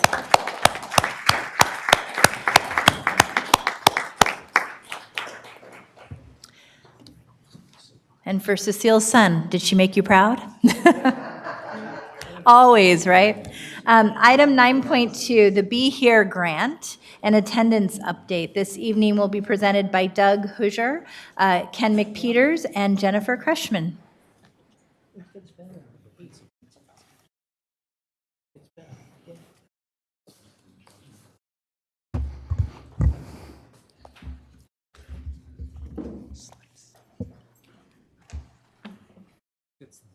Slides are coming.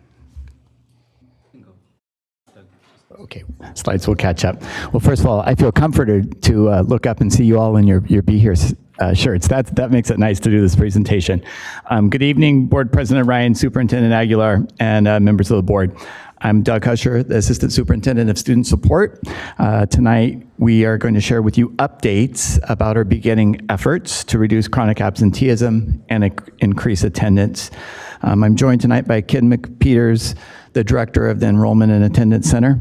Jennifer Kreshman unfortunately had a family emergency tonight, and so our thoughts are with her and her family.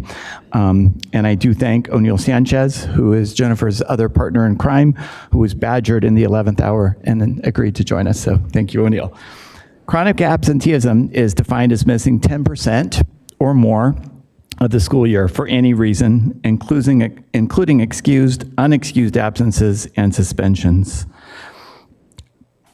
Our high suspension level in our district actually contributes to also a high chronic absenteeism rate. And I acknowledge Member Wu for bringing that up just a moment ago. It is a fact in our district and was written here in our presentation. It's also important to note that chronic absenteeism is not the same thing as average daily attendance, ADA. ADA is the percentage of students that show up for school on any given day. Both chronic absenteeism and ADA must be examined to fully understand school and district attendance. Chronic absenteeism must be taken seriously as it is a powerful indicator of students that may drop out of school and students needing support.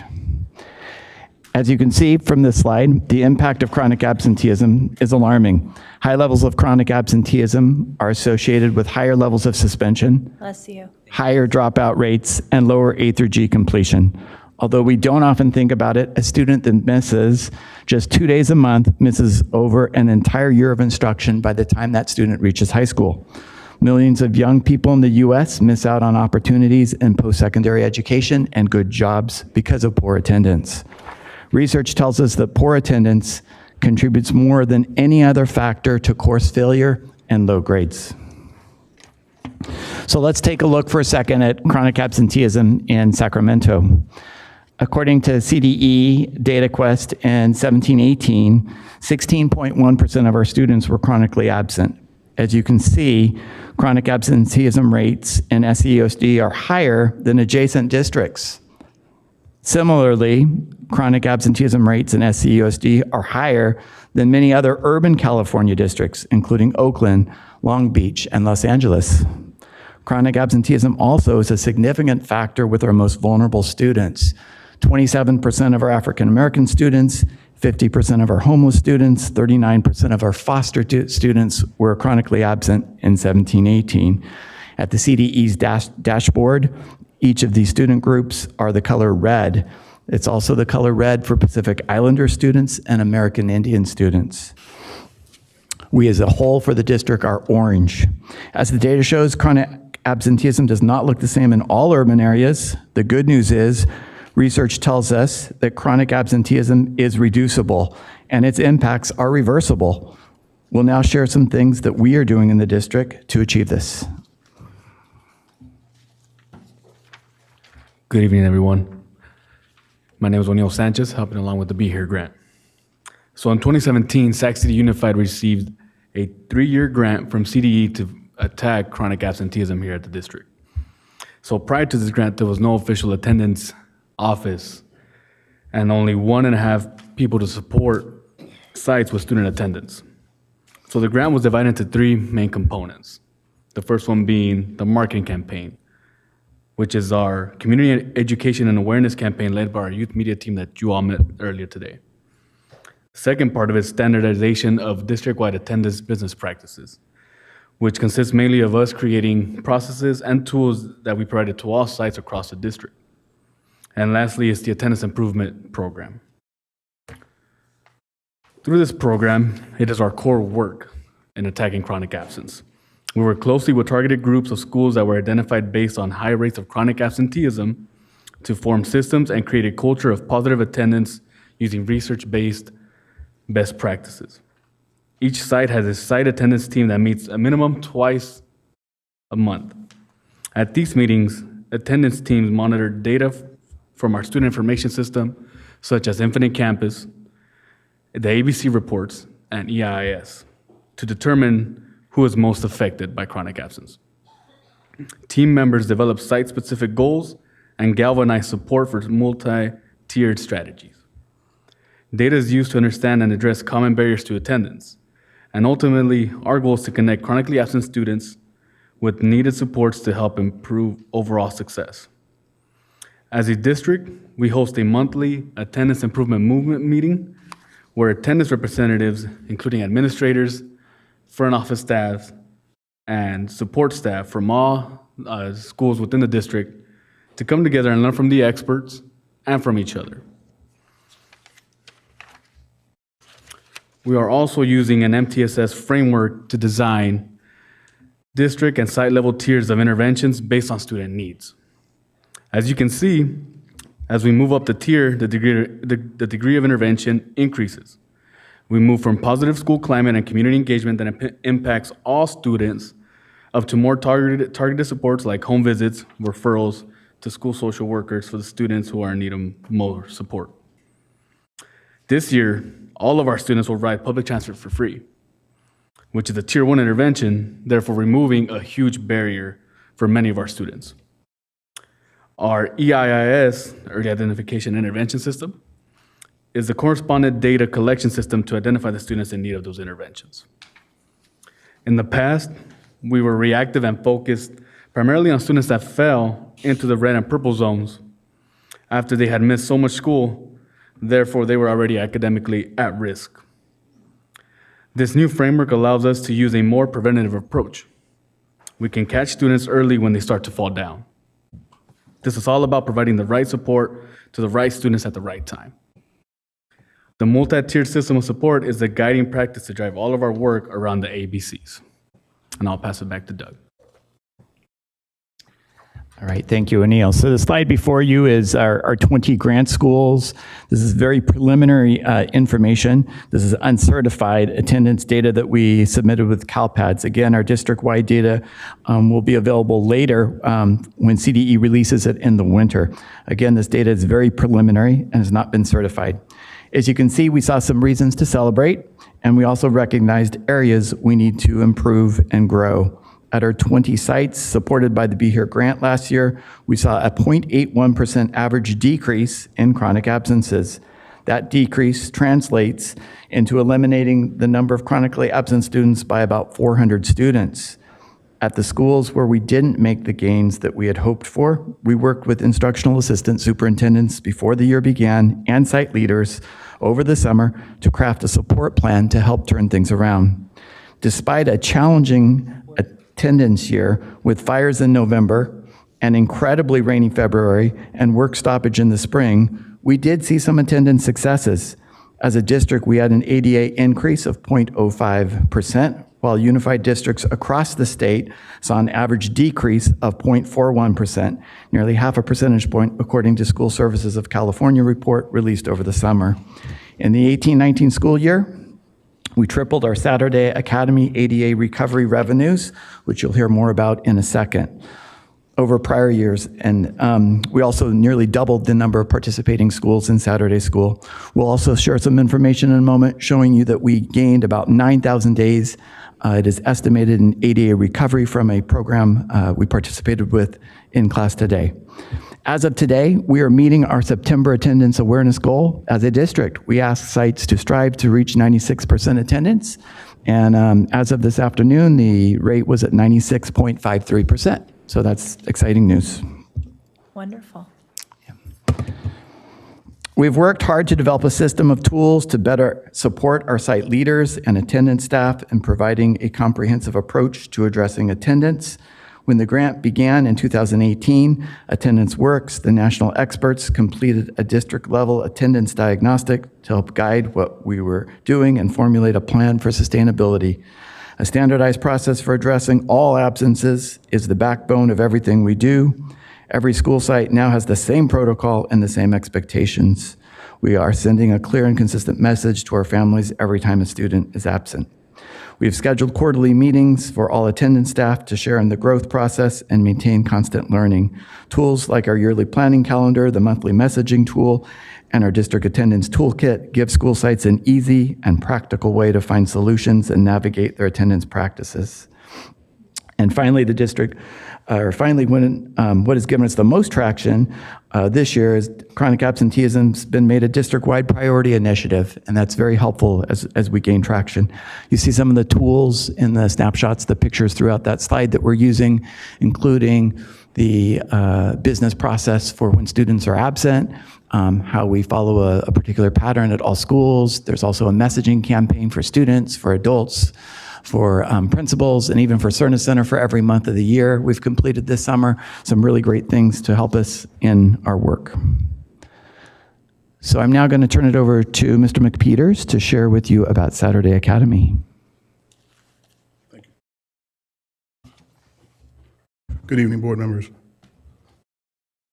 We've partnered with EdLink to conduct our Saturday Academy Recovery Program since 2016. This program not only allows us to recoup lost ADA, but it provides a safe learning environment on Saturdays where our students can make up lost instructional time, engage in school community projects, participate in enrichment courses like ceramics and music courses like ceramic and music, all while building a relationship with their peers, teachers, and other adults on campus. Saturday Academy was extremely successful at sites like Nicholas Elementary under the leadership of Miss Rachel Lane. Kudos to Nicholas. They were the #1 participant last year with recouping over 700 absences. In Ethel I. Baker, we're inspiring teachers and led students in fun and engaging curriculum that also recovered 500 absences. Respectively, last year we doubled the amount of sites participating from 8 to 16. And for the 1920 school year, we are hoping to grow to at least 25 school sites. Our first session at returning sites will begin October 5th. Regarding resources, as a district, we grossed approximately $300,000 in otherwise lost ADA and netted over $100,000, and approximately $40,000 of that is going back to the school sites. Give it back to Doug. Do they have a list of the school sites? Thank you, Mr. McPeters. Another partner that we've been working with is In-Class Today. In-Class creates innovative absent reports designed to increase the number of days students are in school and reduce chronic absenteeism. In-Class Today generates prints and mails absent reports to parents and guardians of high absent students. 11,000 students last year received up to 5 absent reports. Absent reports are designed to address parent misconceptions about absences and attendance. Reports include the child's total number of absences during the current school year, a comparison of students' number of absences to that of their peer, and information about the importance of regular attendance. Attendance reports are mailed in English and Spanish, and 7 randomized controlled trial studies have proven that these absent report programs increase the number of days students are in school. So of course here, the goal is to increase students' class times to increase learning. This is really important because in 17-18, we had over 6,400 students that were chronically absent, and on average, they missed 25 days of school. Wow. It is estimated that this program, with a 95% degree of accuracy, helped the district generate an additional 9,000 days of ADA last year. This goes hand in hand with our other attendance efforts. And there's a big financial gain to this as well. Of course, we want students in school to learn. That's the biggest thing. But for each dollar invested in the program, there's approximately $5 in additional ADA recovered. And this is was entirely grant funded in 17-18. And for a district of SCUSD size, that can result in hundreds of thousands of additional dollars. I would like to just very quickly talk about revisions to Board Policy 5113. It's our truancy and chronic absenteeism policy. It's being revised to reflect changes in how we approach chronic absenteeism. We're thankful for the work of Dr. Nancy Erbstein of the UC Davis Center for Regional Change, who worked in conjunction with Student Support and Health Services and other departments to help bring about these changes and to help us bring about the grant actually that we have today. Key elements include recognizing excessive absenteeism as an early warning indicator, establishing a system to catch students as soon as they fall down, that's EIIS, regular sharing chronic absenteeism with the board, and providing early outreach to students as soon as we can. Okay, the highlight of our presentation is an actual principal, April Shafta, who I think the world of, who's here to share with you what she did last year and the nearly 4% gain or reduction in chronic absenteeism she saw because of her efforts. So April. Okay, I have to be fast. So I just want to start by saying we really had to take a shift in our mindset when we began to look at student achievement and look at factors that were affecting student achievement. And we started our attendance work really by studying what came before. And we realized that past practices really developed out of a reactive nature, and we were responding in a punitive way when students and families demonstrated less than desirable attendance patterns. This reactive process served to further distance families from school sites and really deepen that sense of disengagement. Realizing this, we began to look more closely at attendance crisis at Tahoe, and I really want to call it a crisis because it's a crisis in our district, not just at my site, and it's a problem that we really haven't spent a lot of time studying. Go ahead and wrap up.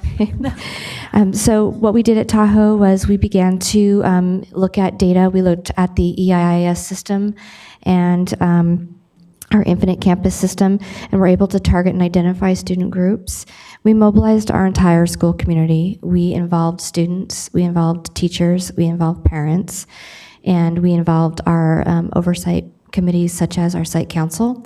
And it was really through the involvement of all these groups that we were able to realize a reduction in our chronic absenteeism. Thank you so much for all of your hard work. Okay, our very last slide.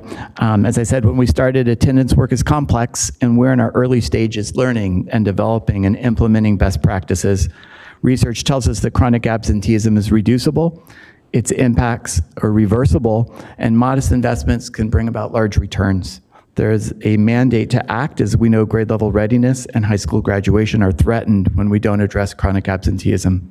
Our next steps are really continuing to build well-rooted, high-impact systems, wrestling with this notion of support versus accountability, and still with an opt-in culture, how we end that and make opting in not something that exists.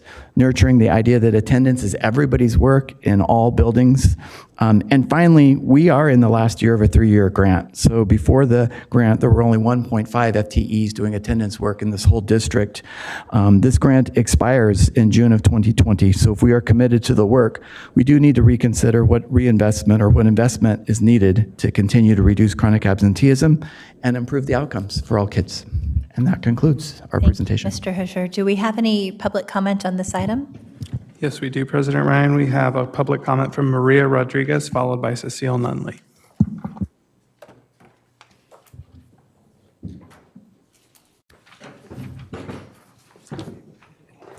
Hi, Maria. Good morning, good evening, President Ryan, Superintendent Aguilar, and members of the school board. I am a 15, 16-year parent of the district, and I blame Mr. Hischer for me getting involved. He was the principal when my son was a first grader. Matsuyama was changing from being a year-round school to a, traditional school year, and, we thought we could make a difference by speaking up at meetings. So thus started the ball rolling. Thanks. So I have a point, I have an assumption, and I have a story. My point is, chronic absenteeism, these factors that go along with it, right? We don't know what causes what. We don't know that chronic absenteeism causes these other things. If they're all, what's the causation? My assumption is that in general, children at young ages who have chronic absenteeism will continue to have chronic absenteeism. So there's a thing that we can follow. My story really quickly has to do with Jfk Band, which I love. So my son and his friends, there's 125 kids in that program. They are competing against schools all over the place. Last year, they beat Granite Bay, which is a huge thing because the budget that our kids get is dwarfed by the budget that other schools they compete against get. My friend lives in Pleasanton. They're going to compete against that school. Their parents pay $1,000 per kid for the band. We, we try to ask parents to pay $400, but we can't make them. I'm the treasurer, right? We don't go after someone. Anyway, the point is they're not going to miss a day of school. Those 125 kids are not going to miss a day of school because they care about winning. So do people in sports. And so I'm just asking, can we look at the data? Can we look at the data of students maybe in our targeted areas, demographics, if they're in sports and music and band and robotics and whatever, theater, is their attendance better? And can we look at attendance from that way? And can we stop putting those things on the chopping block? Thank you. I had more points, but that's it. Thanks. Maria, that's a great suggestion, and I hope that with the elementary athletics program that we've launched on a shoestring budget, we can look at the data correlated to the students participating in that, and if we're actually seeing their absenteeism drop. We've heard anecdotally that it has. Thank you. Cecile? Good evening again, last time. I just want to say how great it is to hear stories like Tahoe. It is just amazing. And I just commend Doug Husher for all the work that he's been doing and trying to make this a priority for the district because it's so important. And the studies have shown that especially if you have the chronic absenteeism K through 3, it starts to lead to dropouts and it starts to lead to some of the other chronic problems that plague everyone going forward. And the one thing that I did notice on the slide with the schools that are supported by the grant, they're not necessarily the schools with the worst attendance, because I see Hiram Johnson on there, but I don't see like Luther Burbank. And so I know Luther Burbank was another one of those schools. So the schools with the worst, I mean, these are not great numbers up here, but I know that it's not necessarily targeted. I think it is something with the grant we have to, as a school district, really consider funding this program going forward because it is generating the money coming back. And it also has the added benefit, not just of the money, but it also makes a difference for those kids because their student achievement scores come up. To miss 25 days out of 180, that's totally unacceptable. Absolutely. So I just hope it keeps going forward. Thank you, Ms. Nunley. We have a comment from Board Member Vang. Good evening. Thank you, President Ryan. I just had a few questions and comments. First, I just want to thank the team for your incredible work just around the Be Here campaign and ensuring that, you know, our students are in our classroom learning. I did have a few questions. The first one is on page 2, and we didn't have the data for this. I'd be interested to know of the 3 so what adds up to chronic absenteeism is what percentage is the excused absences, is the unexcused absences, and the suspension? And I ask that because I think maybe staff is already thinking about this in terms of where's our concentration in terms of, is the majority of them in suspension and unexcused absences? So I'd be interested to also know what percentage breakdown that is. And then, so that's the first question. I don't know if you can answer that, or I can just move on to the next one. Great question. As I said, we're in our fledgling stages here, but certainly worthy of digging into that and answering that question so we get a better sense of where it's occurring. Yeah, because I think that would really inform our strategies in terms of how to tackle this issue, is knowing the percentage of, because if the majority of it is suspension, then we know what we need to do and to target our areas around that. So I would, maybe, I don't know, in a BC, I'm interested to know actually what the breakdown for the chronic absenteeism is. On page 8, so Cecile spoke to this a little bit. I wanted to know the rationale for the school that was selected for the grant in particular. I'm sorry, one more time? So on page 8, yes, there's 20 schools that's listed. What was the rationale for these schools? Yeah, so when the grant was written, there were some, and it was before I was in this role, but my understanding is there were protocols that needed to be followed. It was high chronic absenteeism schools at the time and high poverty, and as a combination of those two factors. And as Cecile just pointed out a moment ago, we do know we have plenty of schools that meet those 2 marks that are not on that list. I will say, although we support those 20 schools that have taken interest outside of those 20, we have supported in huge ways. So John Cabrillo, for example, reduced their chronic absenteeism by 7%, more so than any other school. And we took them under our wing and supported them last year because of their interest, and they had a full team ready to do the work, and we marched with them. Yeah.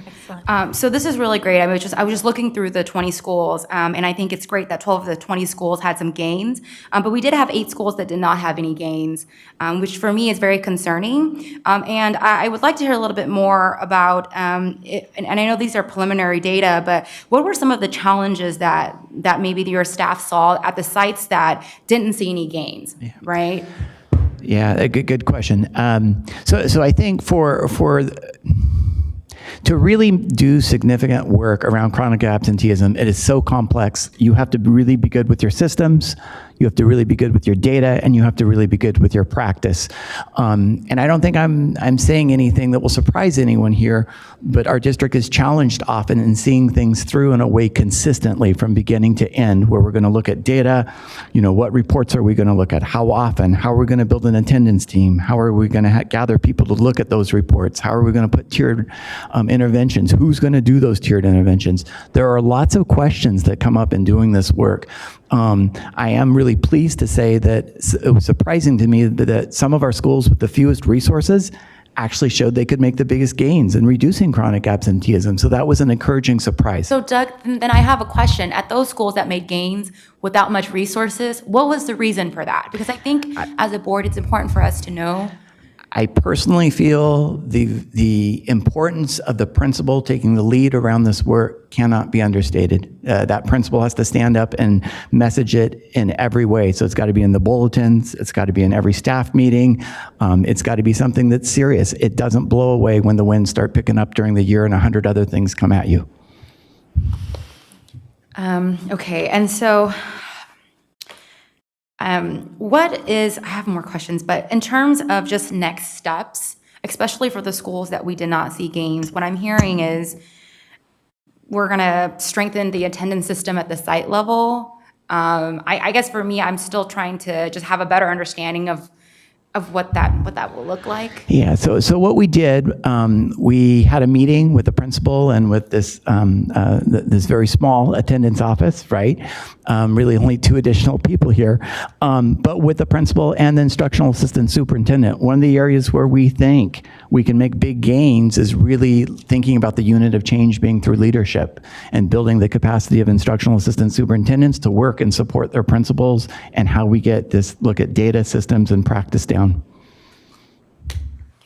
And how much was the grant that funded the 1.5 FTE? Yeah, it's a little over $2 million over 3 years. $2 million over 3 years for 2 staff. Well, and there's a lot of other things that have gone into the Like the grant. operational Yes, piece, the training. yeah. Okay, got it. Yep. So we have, Yeah, so I guess I'm also asking because I think, the board investing in attendance office is critical in terms of building the infrastructure. But for me as a board member as well is to ensure that, if we move forward with this as a budget item, I also want to be able to show like the positive outcomes, right? So when I do see 12 of the school making gains, that's great. 8 of the schools, right, we're 50%, almost a little over 50% there, that's great. But we'll have to justify this if we move forward. I do think we need to invest in attendance office, and that needs to be a priority of this board. So yeah, thank you. Thank you, Member Vang. We have a comment from Board Member Pritchett. Thank you, President Ryan. I just want to say that I wear this shirt proudly tonight, and the work that you guys are doing. I myself was one of those students that was chronically absent, and most of it was based on bullying. It started in elementary school, and it lasted through high school. And I can guarantee you, in high school, I probably was one of those students that missed 25 or more days. And I missed a lot of school because of it. And so I just wanted to thank you for your work. I truly think back, like I wish there was programs like this when I was young that could have kept me on track. But I wanted to know about the different partnerships that you have throughout our district through this grant. Like, we need to find the root of the problem, right, of why these kids aren't going to school. It could be bullying, it could be because they're homeless, it could be because they're home babysitting their little sister because their mom is working 3 jobs.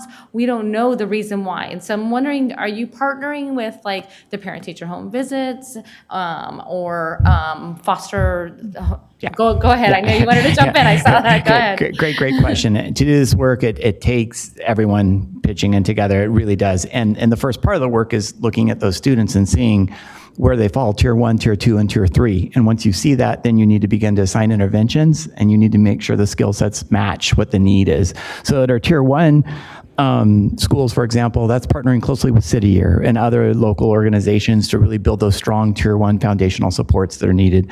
Tier 2 supports, often we're looking at our student support centers and who are the social workers and the coordinators and specialists that can get in and understand those things when there's chemical dependency, when there's transportation issues, when there's joblessness, homelessness, those types of things. And then for our tier 3 supports, that requires going out to the community, and whether it's CPS, whether it's Department of Social Services, working with those community organizations to partner with us and making sure we can put the supports in place to help those students. Thank you. That is exactly what I wanted to know. I'm glad that it's not just a silo that we're working in and that we're working with all the rest of our resources to make sure we're like giving our student the whole picture. I do have just one last question. I don't recall the gentleman's name, and I don't even recall his title, but, and I think he went around the entire district, but there used to be a gentleman that worked for our district, and I thought maybe he worked for SAC PD, but he rode around on like a hoverboard sometimes, and around school sites, the kids loved him, but he would go out to the homes of the chronically absent kids and bring them back to school, and the kids loved him. Is he a district employee, or was he connected to our? I'm not sure if you're speaking Crawford Johnson or not. I don't remember him on a hoverboard, but I just remember seeing him on a hoverboard. I was like, that's impressive. But that was his job, and really to build. Is that a district employee? I don't know this person, but the person Crawford was, yes, Okay. and really. For a district of the size, you need 4 or 5 of those types of individuals to do that door knocking and go really work hard diligently with our most chronically absent students. Again, if we've got 6,500 kids missing an average of 25 days of schools, that's a lot of door knocking. So is that something that we were also working with our school resource officers on, or was that not part of our contract? In the limited time we've had this grant, we haven't done that, and I don't believe it was part of it. I mean, I'm sure that in some ways there was overlap in the work, and they might have done some of it, but we as in this office didn't explicitly do that necessarily. Okay, thank you. Board Member Morawski. Thank you for this work. I was looking at the data and just trying to make sense of it. You know, I think from a budgetary standpoint, if you're looking at academic return on investment per, for what you're investing, if it really is done on a cost-neutral basis and we're getting a big academic bang for the buck from potentially continuing or sustaining this work in future years, it seems like a no-brainer. I think I would really love to see some careful analysis of that when you come back and throughout budget development, so we could really look at that. It does seem critical.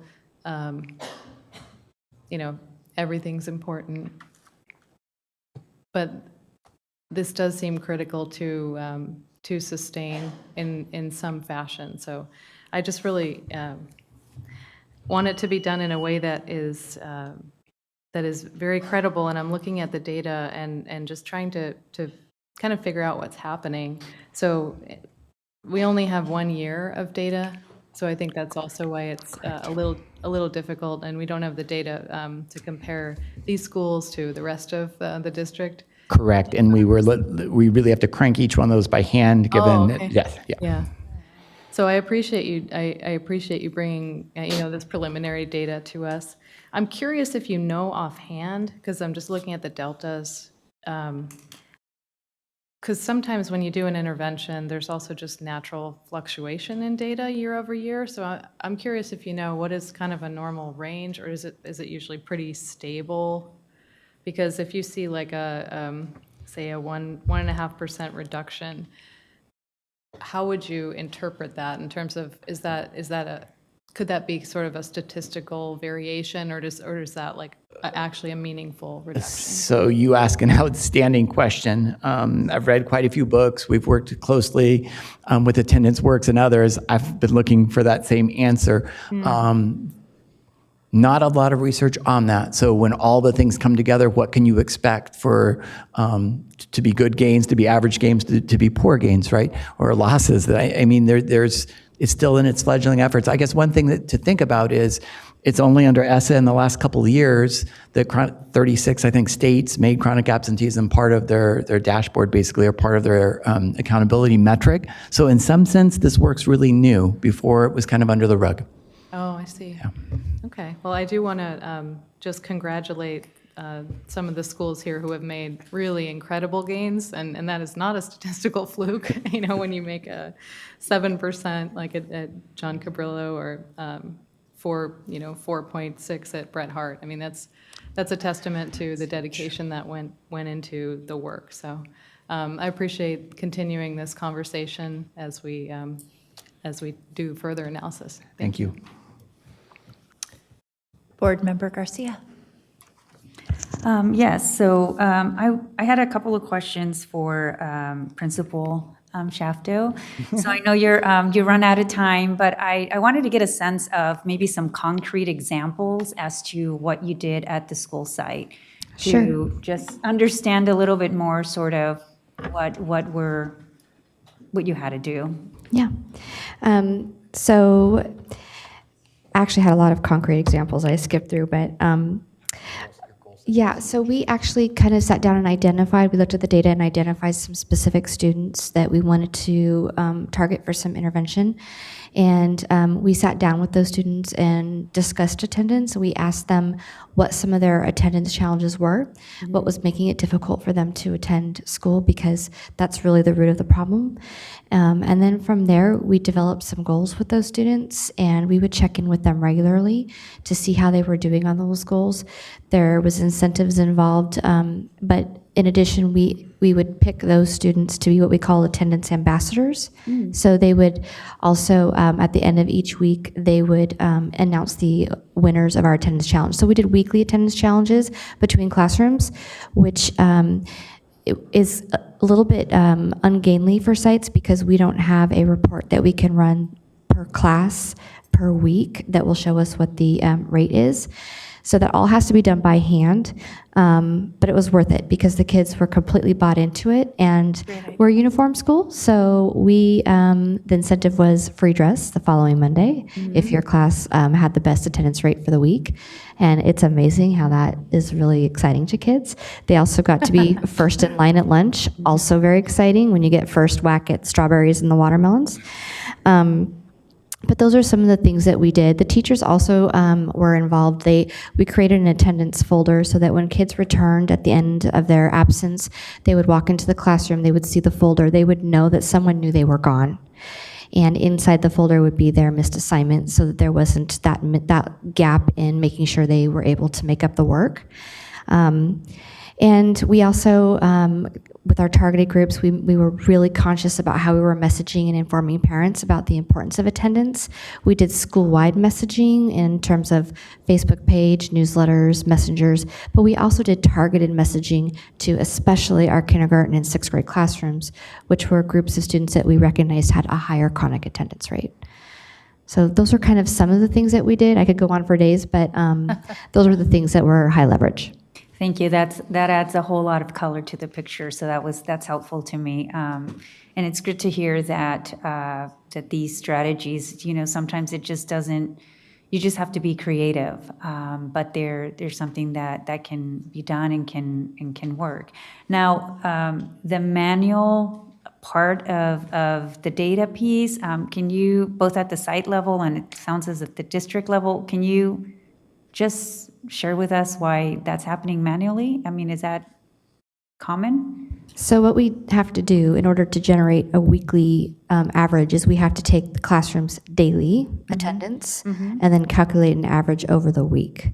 So we can run an ADA report, but it doesn't give it to us by class, which is what we're trying to drill down to. Okay, and is that something that can be done at the district level? It sounds like not right now. Really good question. We are a department of, or a district of very sparse central office resources, and I know that is something our principals want. We do share that request, but again, we have few people and lots of data requests with lots of demands. We would like to get there.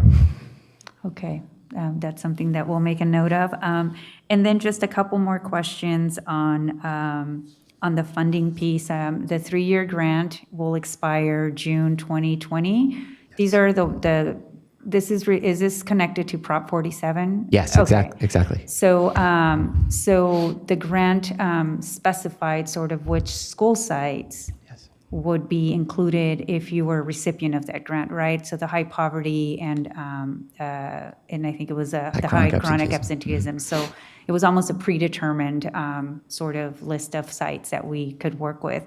But what happens next after this grant goes away? Are we able to reapply for the grant? Because these are ongoing savings that would be available to all districts throughout the state. But I'm just wondering if there's an opportunity to reapply for these grant dollars. So my understanding is in the spring, there will be such an opportunity. The fear is the state might look at districts who haven't had the resources the first go and share those resources with those districts. Again, prior to the grant, we had 1.5 FTEs doing attendance work. And so for me, the infrastructure has to be there. You know, that Crawford Johnson type person I talked about, we really need about 5 of those individuals. If you talk to Elk Grove Unified and other districts, you find that's really the size of their department, what they have to go do some of those roll up the sleeves and let's do the work and support the school sites in addressing their most chronically absent students. And the grant does not allow for the hiring of positions. It's just for the So positions could be hired, and were. Some of the people you see before you tonight are through the grant, but we need to be looking at the year ahead really at this point because those funds will expire in 2020. Okay. Well, I hope that fear doesn't stop us from reapplying. And I mean, all they can do is say no, right? We will. And then we'll continue to figure out how we can keep this work going. But I'm just one last question about the school sites. I see that you have 16 participating. I'm just wondering, how do we grow that beyond the targeted group of schools based on the grant criteria? So, and it's a really interesting question you asked. So Jennifer, who couldn't be here tonight, but I work very closely with her, and we talk about there's this tension between going deep and really helping schools get over the hump, and then going wide and introducing to more folks. But then also, it's kind of like whack-a-mole at that point. You begin to have all over the alligator heads going, right? It's difficult. And so, we have to give some serious consideration to this being one of the few areas in the work that we do that actually can generate income for a district, right? And what does it take in terms of resources to be able to do that in a way that is acceptable for the outcomes we want for kids? Okay, and if we can have that analysis for the board, so as we consider where to place our limited resources, what some of these investments would mean. And to your question, we have made a draft of a multi-year plan, what that could look like in terms of those resources, and we'd be happy to share that. Oh, excellent. Thank you. Thank you so much. Thank you, Doug, and the rest of the team. I think several of the board members talked about the desire to have an analysis on the return on investment. So it would be good to be able to do a price per pupil if we were to calculate out over the multi-year grant and then look at the reduction in chronic absenteeism to see what that ROI would be. Is it for every $1 invested, we get $1.10? I think it would be really nice to be able to have that as a per unit. I will say, while I appreciate a desire to continue to apply for grant funding, this has been a historic problem with the district. We rely on grant funds, we launch fabulous initiatives, and then they go away when grant funding disappears. And so I think we have to have the fortitude to say enough is enough. If we in fact believe this is a critical intervention, which we know it is, particularly for our most disenfranchised students, how do we carve out the resources to make this something that continues into the future? And then the only other comment and question I have is I would love to see a list of the Saturday schools that are administering the Saturday academic intervention. I've actually had a chance to talk to a couple of the schools who've put that in place. It's a very successful strategy. We've seen that it quite often hits some of our highest poverty schools. And I'm curious, do we have the ability where we don't have Saturday school to allow students who are participating at a school site without Saturday school to attend at like an Ethel Phillips that offers Saturday school? We currently do have students that participate that don't have absences.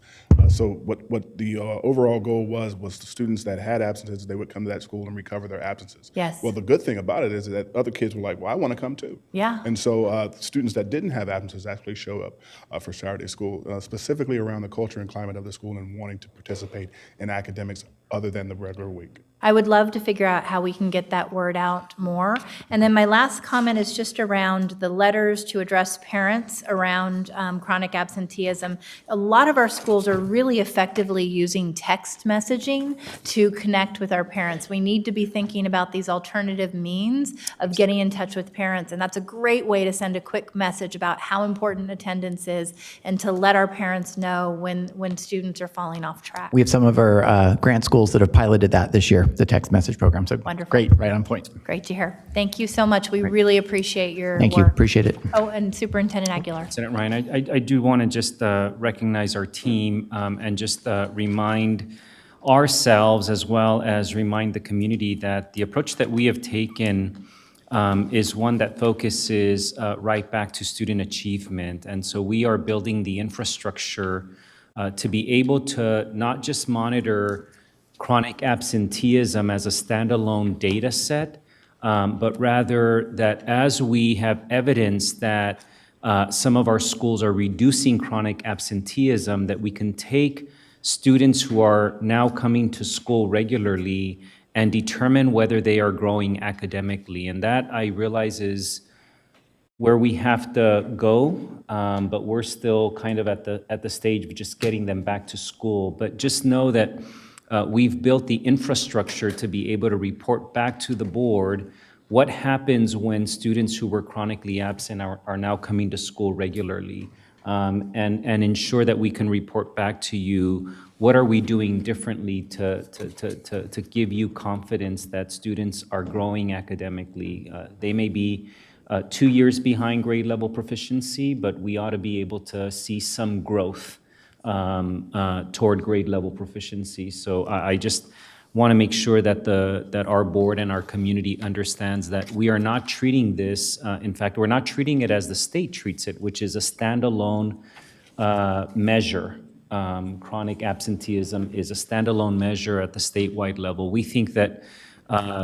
we have to integrate it with what matters the most, which is how do we triangulate chronic absenteeism data to student achievement? Thank you, Superintendent Aguilar. Thank you again. Item 10.0, consent agenda. Do we have a motion? We have a second. A student preferential vote? Yes on all open session items. All those in favor? Aye. The motion carries. Item 11.0, business and financial information receipt. Receive the reports. Do we have any public comment on this item? No, Cecile is gone. Item 12.0, future board member meetings and dates. Our next board meeting will be held on October 3rd with our open session beginning at 6 p.m. And with that, we have a special request this evening from Member Morawski. Thank you, President Ryan. I request we adjourn in the memory of my father-in-law, Doug Turner, who passed away too soon this weekend. I feel like it's very appropriate to recognize him here. His whole life was all about kids. He was a family man, father of 5 wonderful men, 4 grandkids and counting.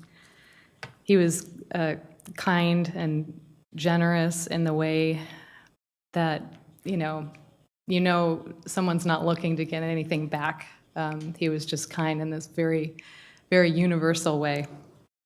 Some of the family who was around this weekend, they were recounting how they kind of lost count of all the kids he took in over the years. Friends whose parents weren't around or whatever, and some of them even stayed after they left. In his late 60s, he and his wife, Leah, my stepmom, took in 3 foster kids. Just a testament to how much he cared. He was also a teacher, about 25 years. He taught in Amador County, card-carrying member of CTA and the Amador County Teachers Association, and he spent many years on the board there. He was just a very civically engaged person, so kind, so generous, and so caring. I heard some stories about all the letters over the years that have been sent to him by former students. He worked with a lot of students in alternative high school and independent study, and he was just instrumental in turning so many lives around. So just want to adjourn in his memory. Thank you. Thank you so much, Member Morawski, and we are deeply sorry for the loss of both you and your family. We have a motion and a second. All those in favor? Aye.